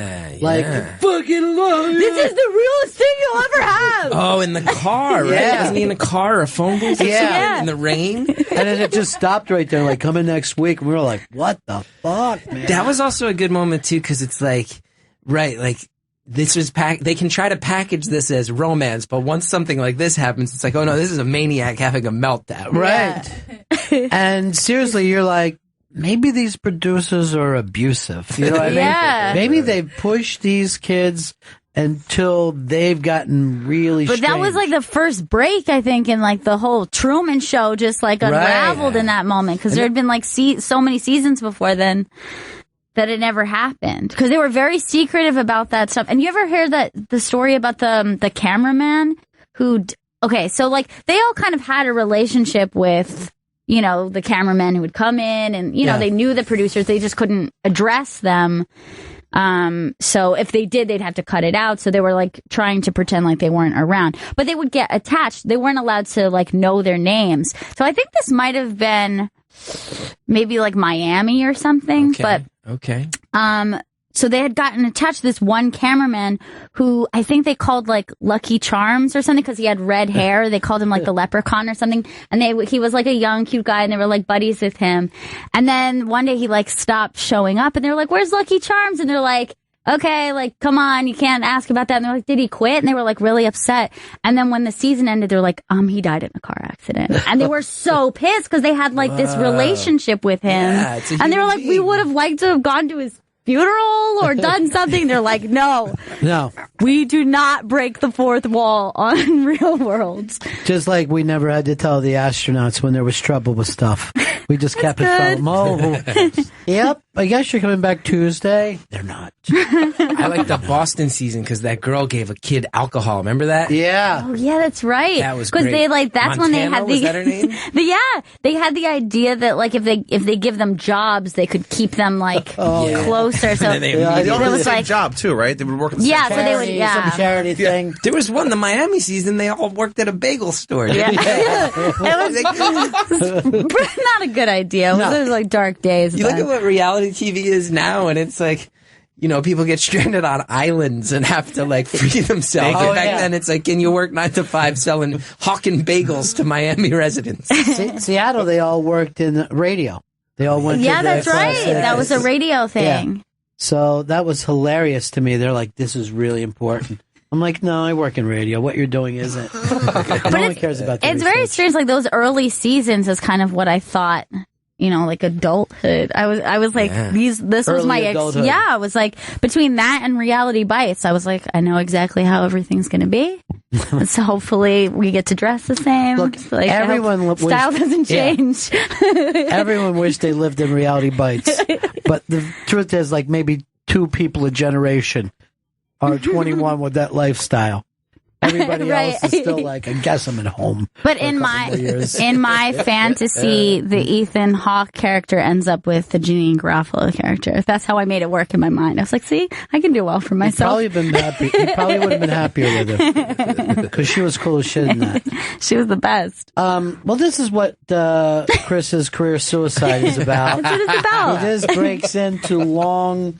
And by the way, let's not forget that show that you guys love is the thing that destroyed music on TV. Yeah. That was the beginning of the end. Yeah, the beginning of the end, where it would they started to run 12 hours of that in a row. Yeah. Because that was also the first binge watching, where if you didn't watch, if you came in at season 3, it was easy to go back and see seasons 1 and 2. They would just play them nonstop. That's how I actually watched live for the second one. The first one I watched like all the way through in one sitting. Was Boston the first cool house? The firehouse? Yeah, was that the first time? Because New York was just kind of crappy. A shitty apartment. Yeah. I remember Miami not being good. Yeah. And Vegas was ridiculous. That was... San Francisco is just not, like, it's just a house. You're right. San Francisco wasn't as amazing if it would have been 3 years later. I can't even remember the LA house at all. Yeah. LA's a weird season, too. Yeah. LA just seemed... They didn't have enough drama. Yeah. Well, that guy got kicked out. Yeah, wait. That's the one where, like, he ripped her clothes. David ripped her clothes off. Yeah. And then even years... That even after that assault, this is like your dream. You did not anticipate Finally, this show has hit the plateau I've been waiting for. See, you guys would be, if Real World was a sport, you'd be doing sport radio right now. It is a sport now. Yeah. They turned it into a sport. The challenge. You see here, if we slow it down, we see the moment he rips the blanket off her. Yeah. They actually did some of that, though, didn't they? To see whether it was just fooling around or But she was laughing at first, but then she wasn't. That was a very tense moment. And then he went back on the challenge. He got back on the challenge later and said, "There's people kind of railroaded me." He was pissed about it. Still, he was a comic, right? Wasn't that going to be? Yeah. I think he was a stand-up. Oh, look, the protect of the rape.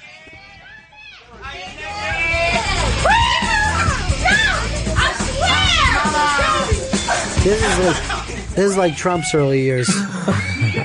Now, did you see a dude came out about Trump in the 90s now and said that he used to throw these huge parties in the hotel? The Plaza. When he owned it. I forgot he owned it. He said...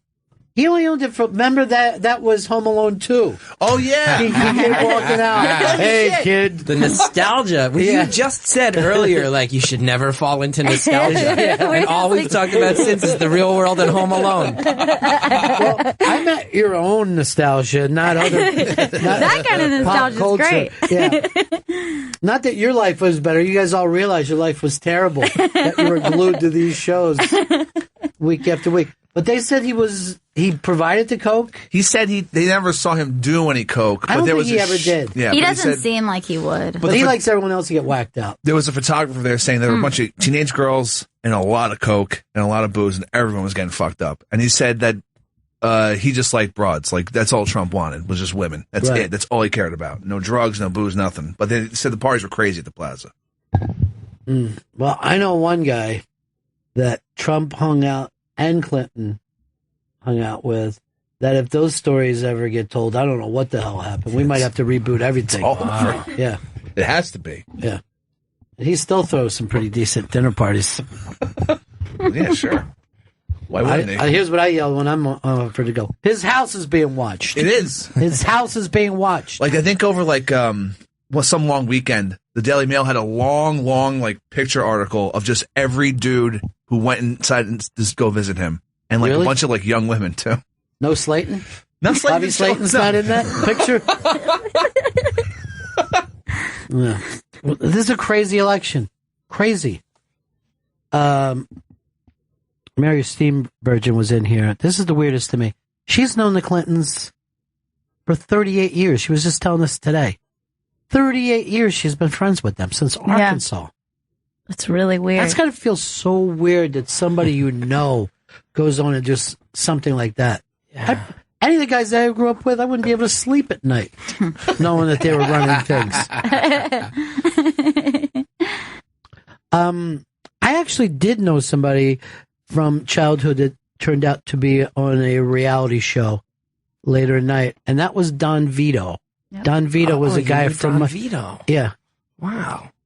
I will tell you this. This is how fucked up my life is. He was in my first wedding.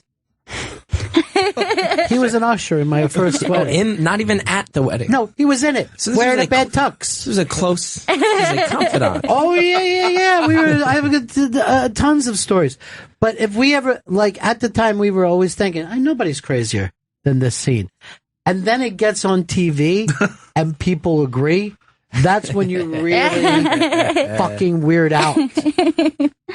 Well, Chris, you basically, growing up in Astoria, your whole life must have felt strange, right? Oh, yeah. Or do you even know?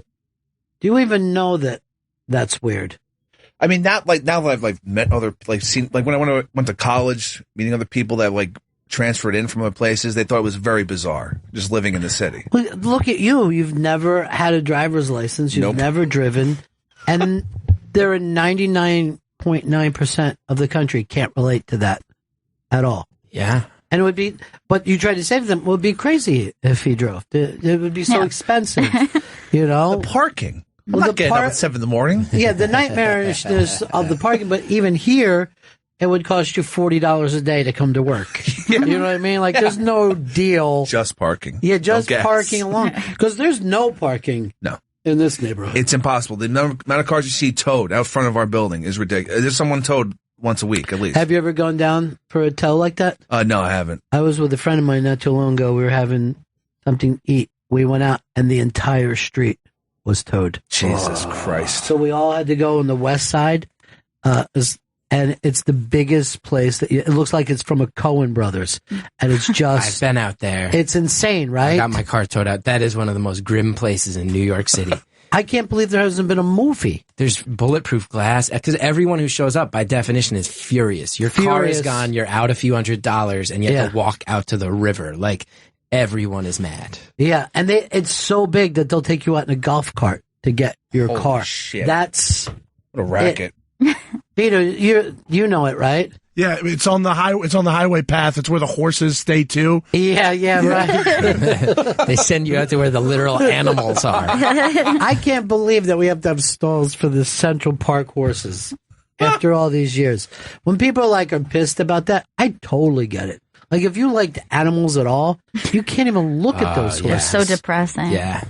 The way they just walk, I can't believe this is it Just for me. so bummed.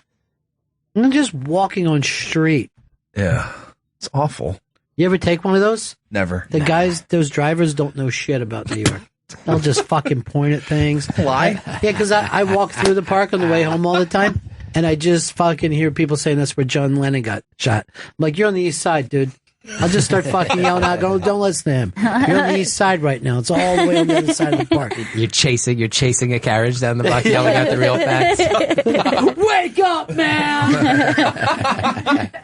Dude, Chris Gethard is here. Career suicide. I went out to see this. I went to a matinee show, which I thought was going to be strange, but the second that show starts, it's just in the pocket. It felt like it was nighttime. There's very little around them. A lot of times you go to these things that people have all kinds of lighting and sound, but it's really just him and his stories and his perspective now. And there's an unbelievable amount of, it's funny, but it's very rare to hear something hilarious and also have it be empathetic at the same time. It's a very, very wonderful night out. Thank you. That means so much. It's a very strong show. All right, we got to wrap this one up, Chris. Anything we need to plug? No, I think we're good to go. Everything's good to go? Good to go with you? All right. That's it for us.